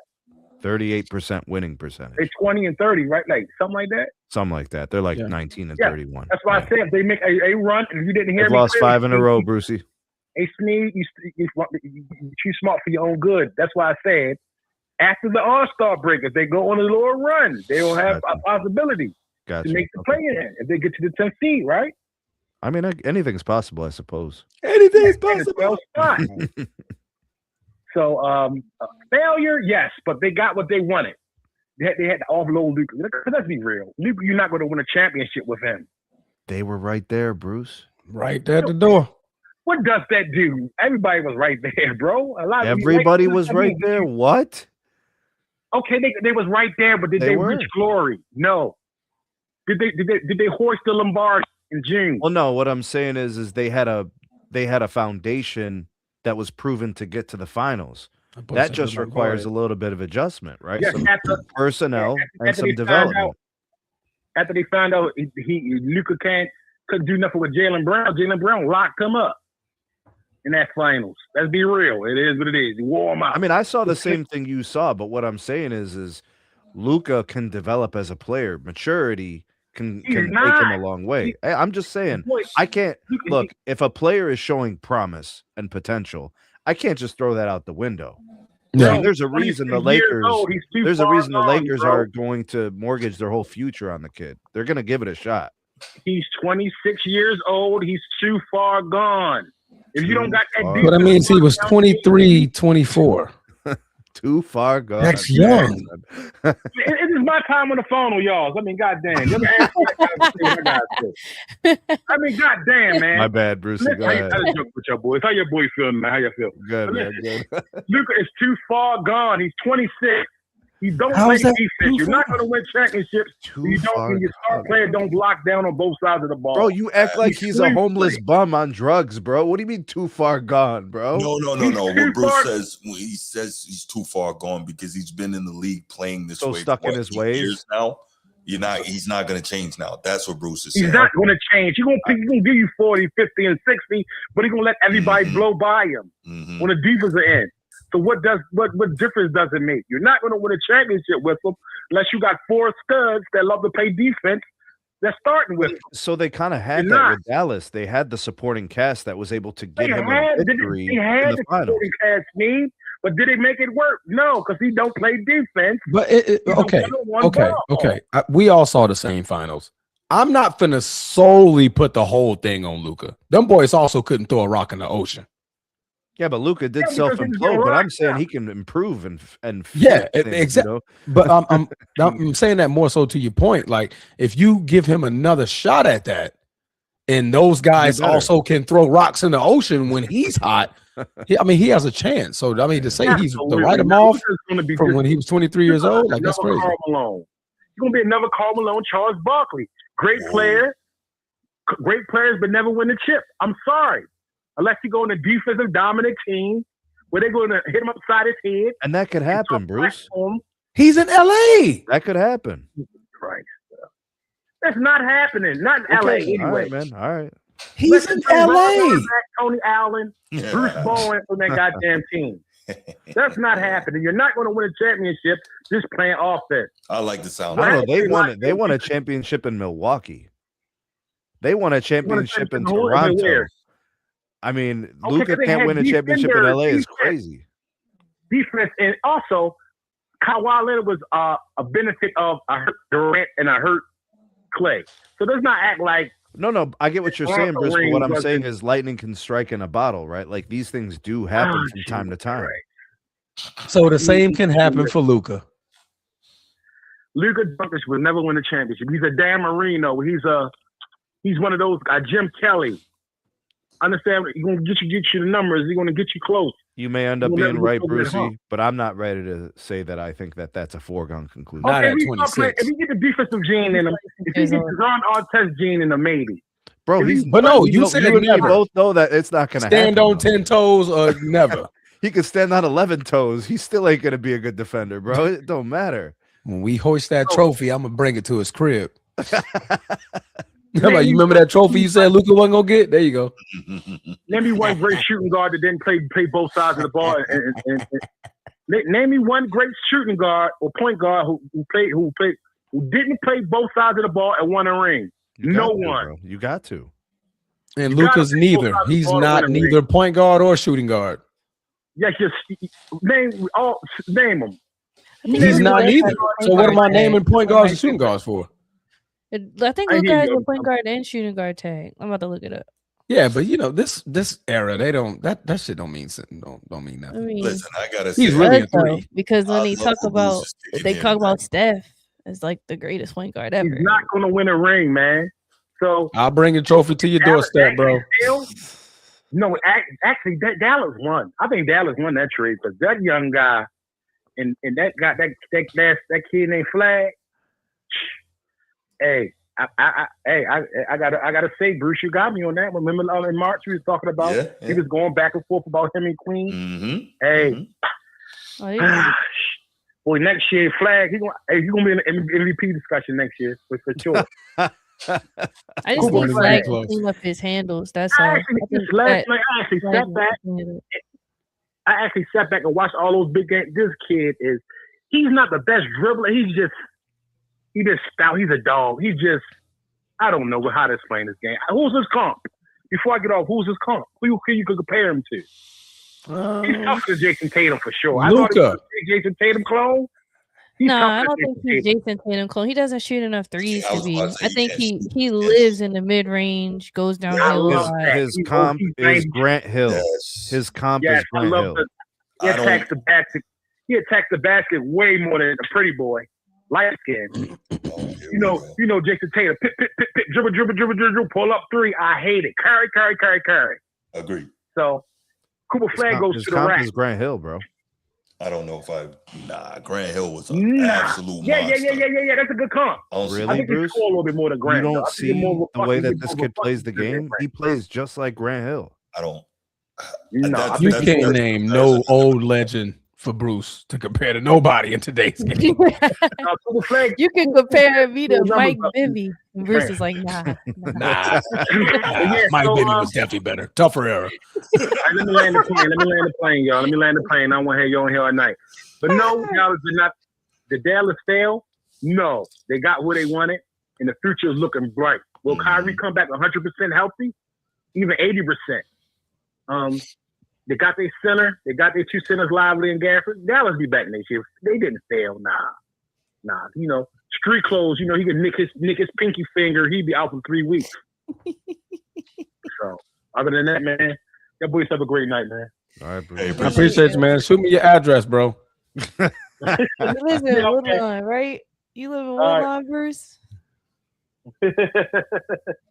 Yeah, I'm gonna He's send like, him. yeah, I'm not telling you online. I'm gonna send him to Lombardi since that's what he wants to say. He says in the Lombardi, like, wait, Hold on, wrong one. transfer. I like Wrong what trophy. Bruce had to say. I like it. Yeah. Hold on, transfer me because we got to check up now. You trying to say Mike Bibby give me buckets?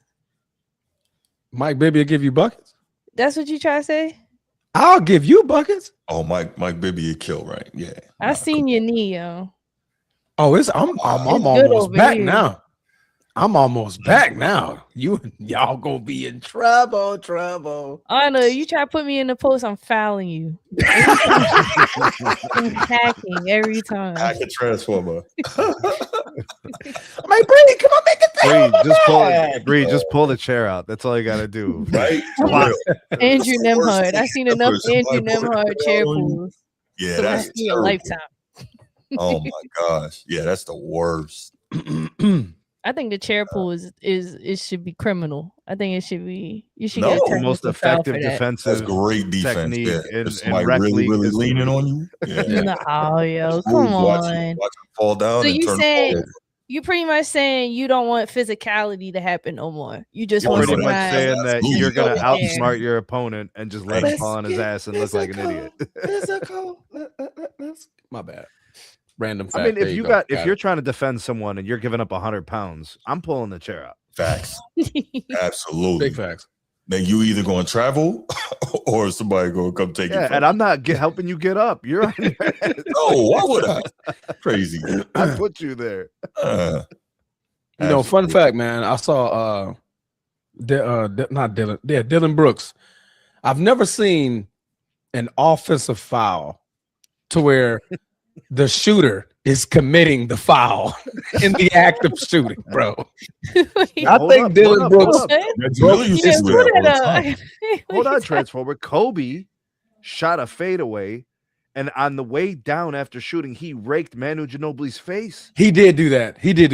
But So I've I never see- seen anybody grab a person midair.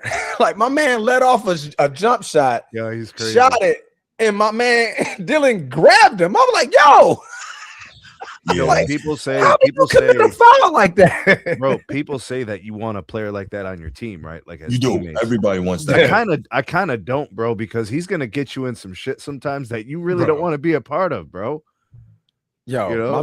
my man heard the whistle blow and was like, what? I want to. Bro, That's what Desmond Bain did. It was threw the ball at his head and it turned around. Like, what's Like, the what are you foul? mad at? I want a Patrick crazy. Beverly on my team. I'll take a Pat Bev. I'll take a Yeah, pat back. Yeah, but I'm good on the 100%. Dylan Brooks. Dylan Brooks thinks he's a star. He's taking 13 threes a game now. I mean, I seen Dylan people Brooks is playing well this arguing. year, though. He's doing his thing. He was in the All-Star snub list. Really? Mhm. Was it? Yeah. This is there you go. That's a great comp. Yes. Keith Van Horn. He the is a New better Orleans- Keith Van Horn. That's perfect. New Jersey net. That's perfect. That Gene What B is is a Duke kid too? great. No, Utah. Utah. Okay. Yeah, I think he was the number 1 overall pick. I want to say. Keith Van Horn was nice in college, and then Out nice of Villanova, I early in the league. believe. No, Utah.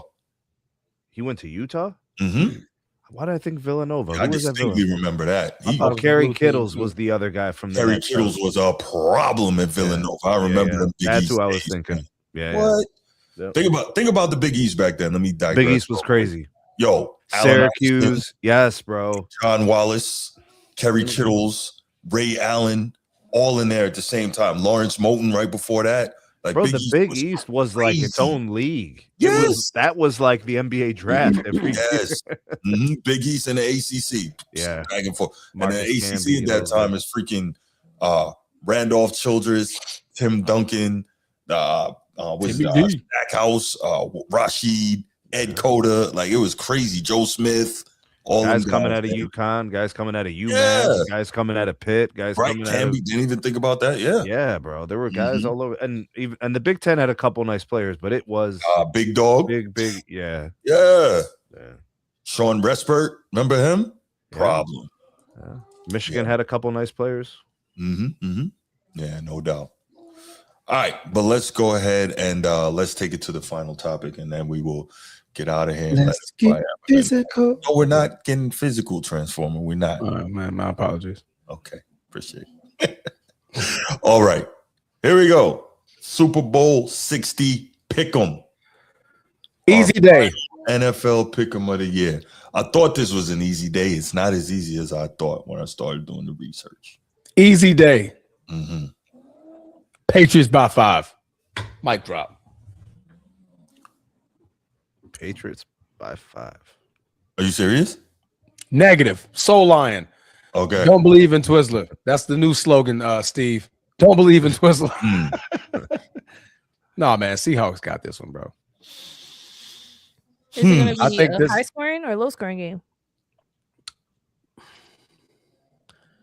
I will say 46 is the over. 27 to 17. 27 to 17 Seahawks.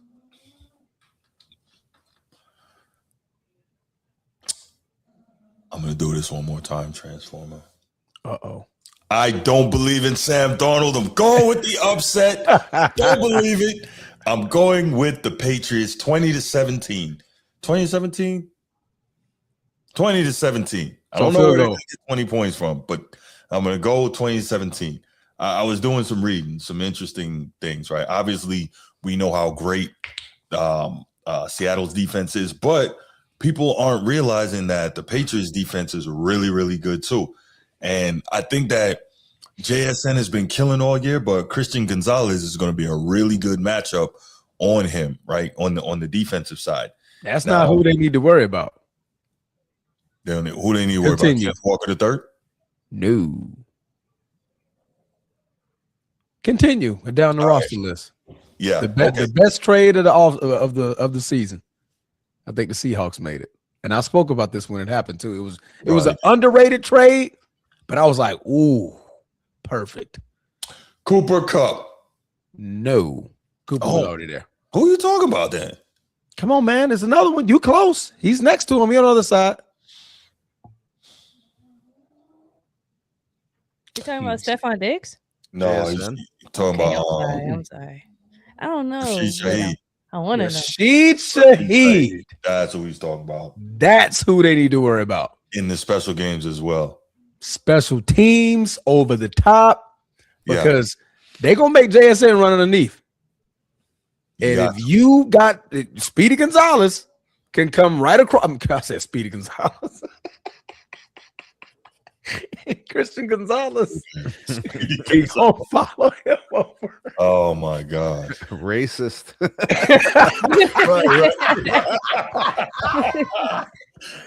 Yo. That dog you call Red Tintin, I call racist. Oh my goodness.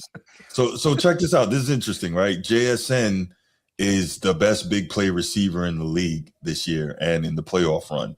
But New England's defense, their pass defense, is best in the league at preventing explosive plays. They're giving up 4.8% of explosive plays in the playoffs. So that actually that's a good thing, right? So it doesn't let JSN get off. Now, listen, you know me, I'm a guy believing what? Run the ball, stop the run. Yeah. And being fair and being objective, Sam Darnold is playing pretty much out of his mind through this playoff run, right? Correct. Well, not the divisional. He didn't have to do much, but he's playing extremely well. He's got a passer rating of 103 in the playoffs, and Drake May has not played well in the playoffs at all. Obviously, he's played really good Bad defenses weather. and gotten through it. Yeah. That too. Bad weather and really good defenses, right? Yeah. Houston, number one defense. So look, he's got to play the top 3 defenses in the league this year to try and get through this and win a chip, which is freaking crazy. Which is Houston and then Denver and now Seattle. But if he can survive this, he's got a legitimate chance. This will be one of the greatest championship runs, That Super would Bowl be, runs we have right. ever seen. If he pulls that off, you're If right. he pulls it off. Yeah. Getting through the top 3 defenses, that would be Correct. crazy. First And of all, the year, though, turnaround he's story playing will those be teams. ridiculous. Mm-hmm. The turnaround story will be utterly ridiculous. So here's the thing, right? We know Mike Vrabel, very good defensive coach as well. If they can disguise coverage, because they mostly play, if I'm not mistaken, they play single high safety a lot. So if they can get into some double high safety, too high, they'll really give more trouble to Sam Darnold. They've got to disguise it and make him, quote unquote, see ghosts again, so that he can, throw a couple turnovers, because he can do it. Like we said, he led the league in turnovers this year, whether 14 picks and 6 fumbles lost. So yeah, you've got to force some turnovers and get extra possessions in this game. So why we got all this smoke for Darnold, and Drake May has been playing poorly in the playoffs? Well, yeah, he has been playing poorly in the playoffs. My smoke for Darnold personally, one, he's a Trojan, so I can't have that. But no, in all seriousness, though, like don't get me wrong. Last week he played the game of his life, in the biggest game of his life. So yes, he did. I have to give him due for that. He played fantastic. But for whatever reason, based on what I've seen in the previous parts of his career, I just can't believe yet. This is one of those things where he's just going to have to get it done to shut me up. And if he does, well, what's Drake May doing for you? Managing. No, Darnold can manage a game as good as Drake May. Listen, in all seriousness, Drake May has played poorly through this playoff run. And if CJ Stroud wasn't on the take in that divisional game, maybe the damn Houston Texans are here right now. So I totally get what you're saying, Sneed. I can't believe in Darnold, and I just can't. All right, so the Seahawks have a better offense and a better defense, and their quarterback has looked better in the playoffs. Mm-hmm. But so you're picking the Patriots? Yes. Sometimes Steve was stupid. He was like, wait. Yeah, he was like, wait a minute. Check. Like, check, and you still? Okay. Over here on the Format Podcast, we typically operate with logic and reasoning. Typically, yes. But we're just going to violate that for this moment in time, and we're going to go with everything else. Yes, that is correct. That's what you call picking from your heart, not with your brain. I can't do it. I'm picking the upset this time. And Sam really, Darnold's been playing better. Look, the spread is not even that crazy, right? For all of what you're saying, for all of what you're saying, Sneed, and I can't argue any of it, it's only 4.5. Okay, and what if the last 5 Super Bowl? Hold on. What have the last 5 Super Bowl spreads been? That's a good question. Not the same, and they all came in blowouts. I mean, this game's probably going to be like a 24-20. This game's probably going to involve at least 2 turnovers that are going to be very costly to momentum. Right, that always happens. Bree, no, Bree, no. Bull nose ball, but not that ball. Just stop it. What did she say? Okay.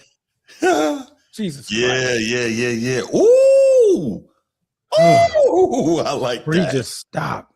Yeah. I had to. It was breaking news. You don't. It's not. Thank you. No, that's fantastic. Breaking news: Celtics whooping ass. Without Jaylen Brown, that's beautiful. Who gives a shit? Beautiful. I like it. Damn. I'm It's just the saying, Rockets, like, you know what I mean? The Rockets, though. I mean, the Rockets just took a night off. Thank you, Bree. They ate some Lucky Charms. They took a night off. Hey, whatever we ate is okay. Lucky Charms or whatever, it's all right. No, you're right about those interceptions, though. I don't know much about football, but I did watch the playoffs. Yeah. And Okay, talk to us, Bree. What I see a lot is the offensive line for the Seahawks. Pretty And elite. the Patriots need a lot of work. So I'm you're gonna right. see. I'm gonna see at least 3 sacks, 2 on Drake, and 1 on Donald. Now Drake will fumble that mug too. you will fumble it, yes, sir. Am You're I right. am I tripping off that? No, No, you're not. You're not. Drake has been prone to getting sacked, and he's been prone to Mhm. fumbling once Yeah, you better- being sacked. I tell you what, you cannot turn it over against Seattle. Don't do it. No, you can't. You can't get them more opportunities, Bruce. You can't do it. We saw what happens. You're 100% right. Sam And listen, that Darnold, 27 to Sam Darnold has 17 the- comes in. Sam Mhm. Darnold has the highest probability of the MVP. Yeah. Then it's May. Then it's JSN. Then it's JSN. Kenneth Walker. Yeah. Well, you know It they should always be want to try to give it to a quarterback. Shaheed. So the last 5 Super Bowls, average margin of victory has been 9.8 points. And the spread for the Super Bowl last year, Eagles and Chiefs, was 1.5, minus 1.5 for the Chiefs. We saw what happened there. 2 years ago, 49ers and Chiefs, minus 2.0 for the Niners. And we saw what happened there. 3 years ago, Eagles and Chiefs, it favored the Eagles, minus 1.5. Rams and Bengals, minus 4.5 for the Rams, and Chiefs Bucks, minus 3.0 for the Chiefs. So it hasn't been crazy, the spreads, and out of those games, obviously last year the Eagles won by 18, and 5 years ago the Bucks beat the Chiefs by 22. Other than that, all those other games were 3 points. Right, but what I'm saying is when I look at spreads, this is money flows. People are basically saying with their money, I believe that the Seattle Seahawks defense will be able to control the game. They're going to get stops. They're going to get the ball back. It's going to probably be some field possession, but the Seahawks are going to score. Eventually, the Patriots defense will bend and break, and Kenneth Walker's probably going to get a couple of TDs. That's very possible. You know, that's the most likely outcome. I think that's I get it. the pathway for the Seahawks to win is getting defensive stops, good field possession, Kenneth Walker getting in for a couple of TDs. I don't think Sam Darnold's going to throw for 3 TDs. I would be surprised. Right. I don't think they're going to let him. Right. Yeah, I would be exactly. surprised if he did. Right. So let me answer Steve here. Steve says they let Darnold walk because they just had to have JJ. That would be JJ McCarthy. And I think what we're seeing with Steve here is obviously his anti-Michigan bias. I get it. Anti-Big Ten, anti-Michigan. But that's fine. He says they drafted JJ in the first round. What else was it? And what I'm saying when I say it wasn't about JJ McCarthy per se, it was about what they saw from Sam Darnold in the 2 biggest games last year. I'm not sure why everyone is acting with revisionist history like he didn't play well in the last game of the regular season where he had an opportunity to sew up the number 1 overall seed, and then the playoff game where he didn't play well in that one either, right? And so when you have that, and on top of that, after that season, he wanted more money than you were willing to pay. Come on, man. This is not difficult. This is not difficult. So you didn't play well in the 2 biggest games of the year, and then you wanted more money than they were willing to pay. Yeah, it's not about JJ. That's good. That's a good point. Good point, Bruce. Damn good point. So, Bree, you never told us who you picked. Well, you neither did, Sneed. Bree, who you got? I'm like the most unserious input right now. But I'm gonna say I got Patriots scoring 13, and then the Seahawks are gonna score 17. So 17-13 Seahawks. Yeah. That came out a whole lot quicker than you realizing that an ant can take 250-pound naps in a day. Well, the reason I'm saying it is because I feel like the Patriots are going to get a lot of field goal kicks. So the Seattle defense is going to be playing some shutdown. Sounds like football. you got the Patriots missing a lot of field goals too. Yeah. And yes, somebody's going to miss one. Yeah. It seems to be the trend this season. Oh, yeah, you ain't wrong. I'm like, what's going on? You are not wrong. Yeah, I think we're all of our teams are culprit of that. Yeah. What the heck? What's the weather like in Levi Stadium this year? 66. Is it an indoor? No, it's outdoor. Oh, okay. Levi, okay. California. It's gonna be 66. Type time. And I think that's what the Patriots had advantage on too. Like with the Colt. I don't know if that really matters, but I think they had a little advantage there. Just watching them play, I wasn't too impressed with Stephon Diggs, man. He did not impress me. Maybe I I'm mean, just got a lot who of- would a impress different you part in of the their snow? career. Nobody's that? going to impress you in the snow. I see no. You can't throw the ball. Yeah. I mean, not the Rams. I just wasn't impressed against the. This postseason, you haven't been impressed. Yeah, that's the only time I seen them play. Oh, wow. Well, that. But I'm just saying, like, for all the hype, I thought he was going to really impress me, and he didn't. So. What do you mean? What hype? The Stephon Diggs hype. Who was hyping him? Cardi B?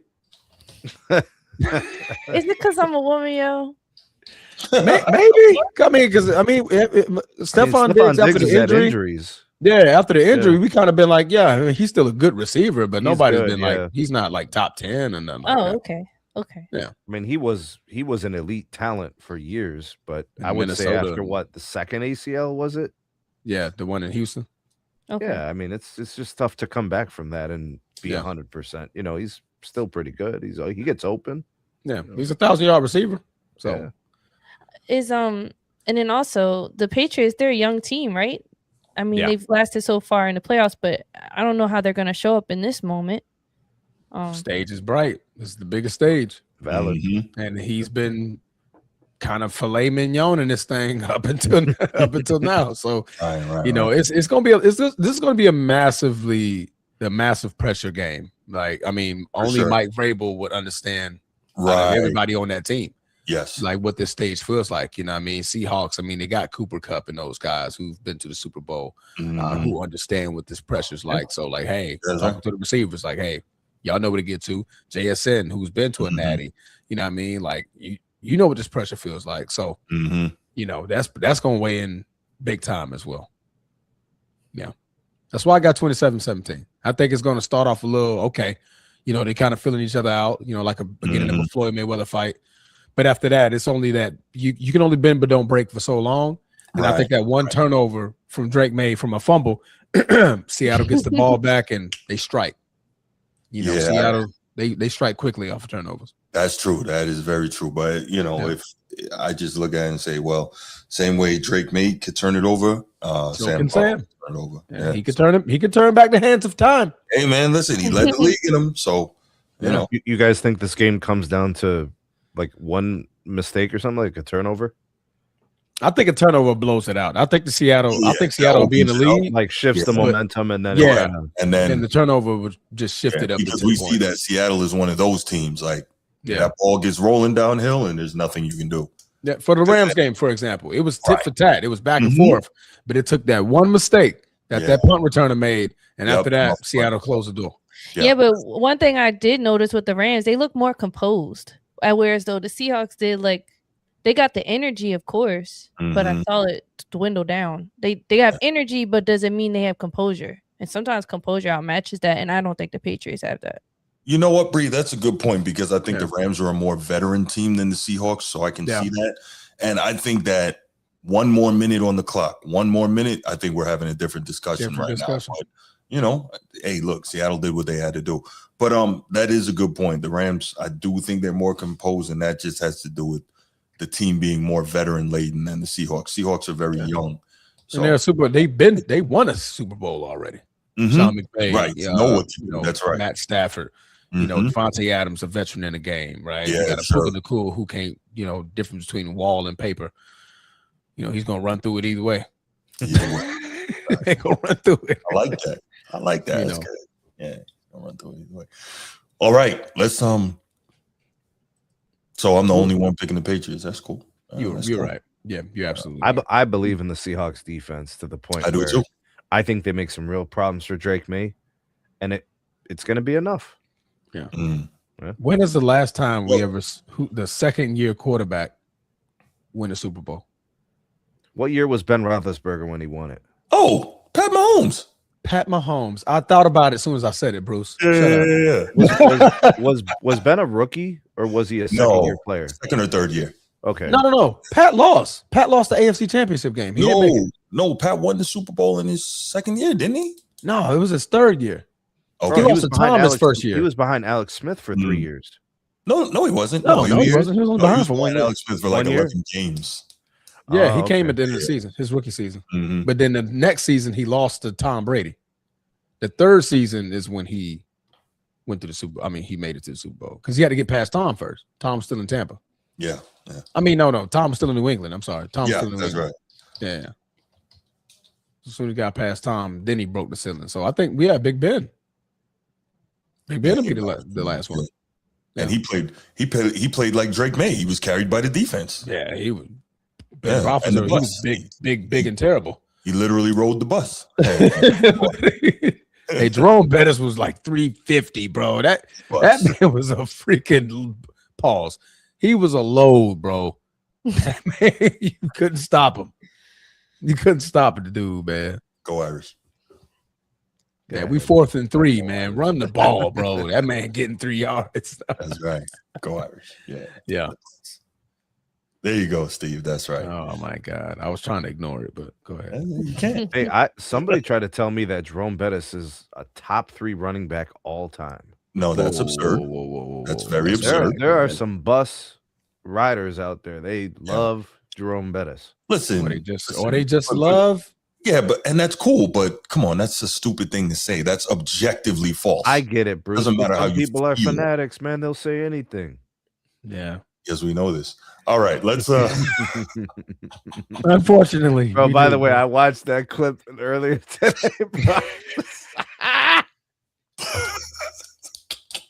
Bruce, I'm hanging out in the sectional just yucking it up, bro, like we're at a comedy club, bro. This shit is crazy. all right, let's take a couple calls on this. If only Bree was here, man. Bree. Oh, yeah, you gotta watch that one. Yesterday was a show. It was a show. I gotta catch that clip. I missed all of it. That man said, "Man, calm down, man. You act like you know him." Hey, I got the phone. I know you. Yeah, he was hot. I'm like, no, come back. He don't know you, man. Calm down. It was a weird show because Bruce hung up on someone and then someone hung up on Bruce. Bruce, you hung up on somebody. I hung up on World Breaker. And then somebody hung up on Bruce. So like it was. I got and it. actually, you know what? I Bruce, got it. Hold up.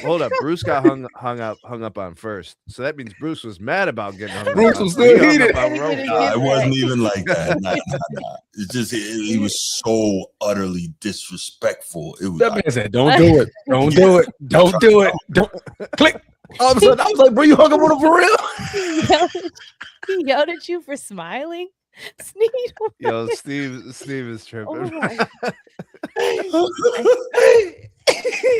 So, you know. All right, so like you know how we talk, like, and we give opinions and what we believe and what we think, right? Mm-hmm. All you want from people is them to just be genuine. You really believe what you're saying, I can respect it, right? Yeah. But when somebody doesn't love something the way you love it, you can't get mad. Yeah. You just can't. It's just not the same for everybody. Like I like chocolate cake. Some people like velvet cake, bro. You know, like chocolate cake, like nah, chocolate cake, nah. You know, it doesn't. That's not how that works, bro. Oh my goodness. I gotta watch it. Oh man.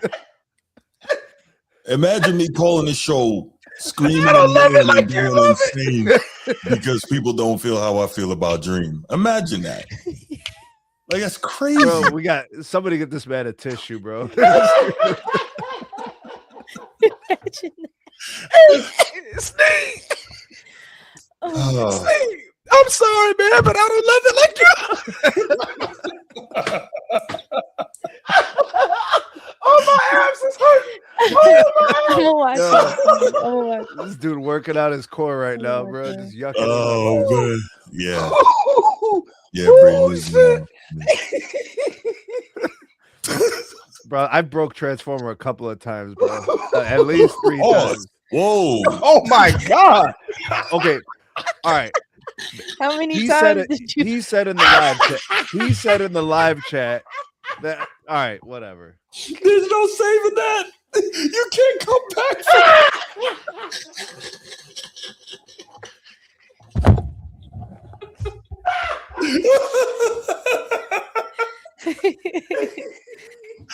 Oh my god. Oh my god. Bro, I ain't coming back here no more, bro. I ain't gonna be. This is the last time I'm on this show,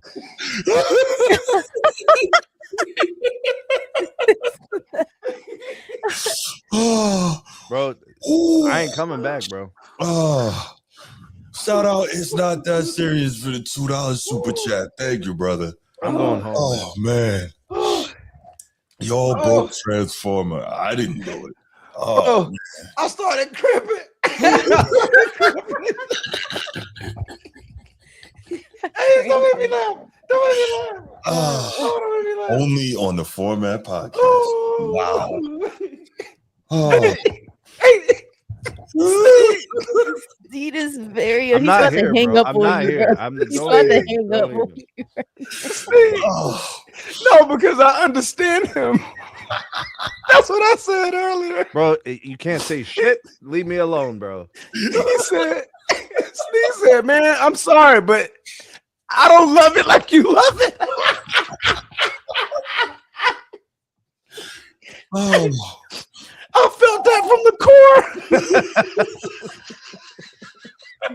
I was like, preach, Steve, preach. Oh my I'll call the goodness. Holy Spirit.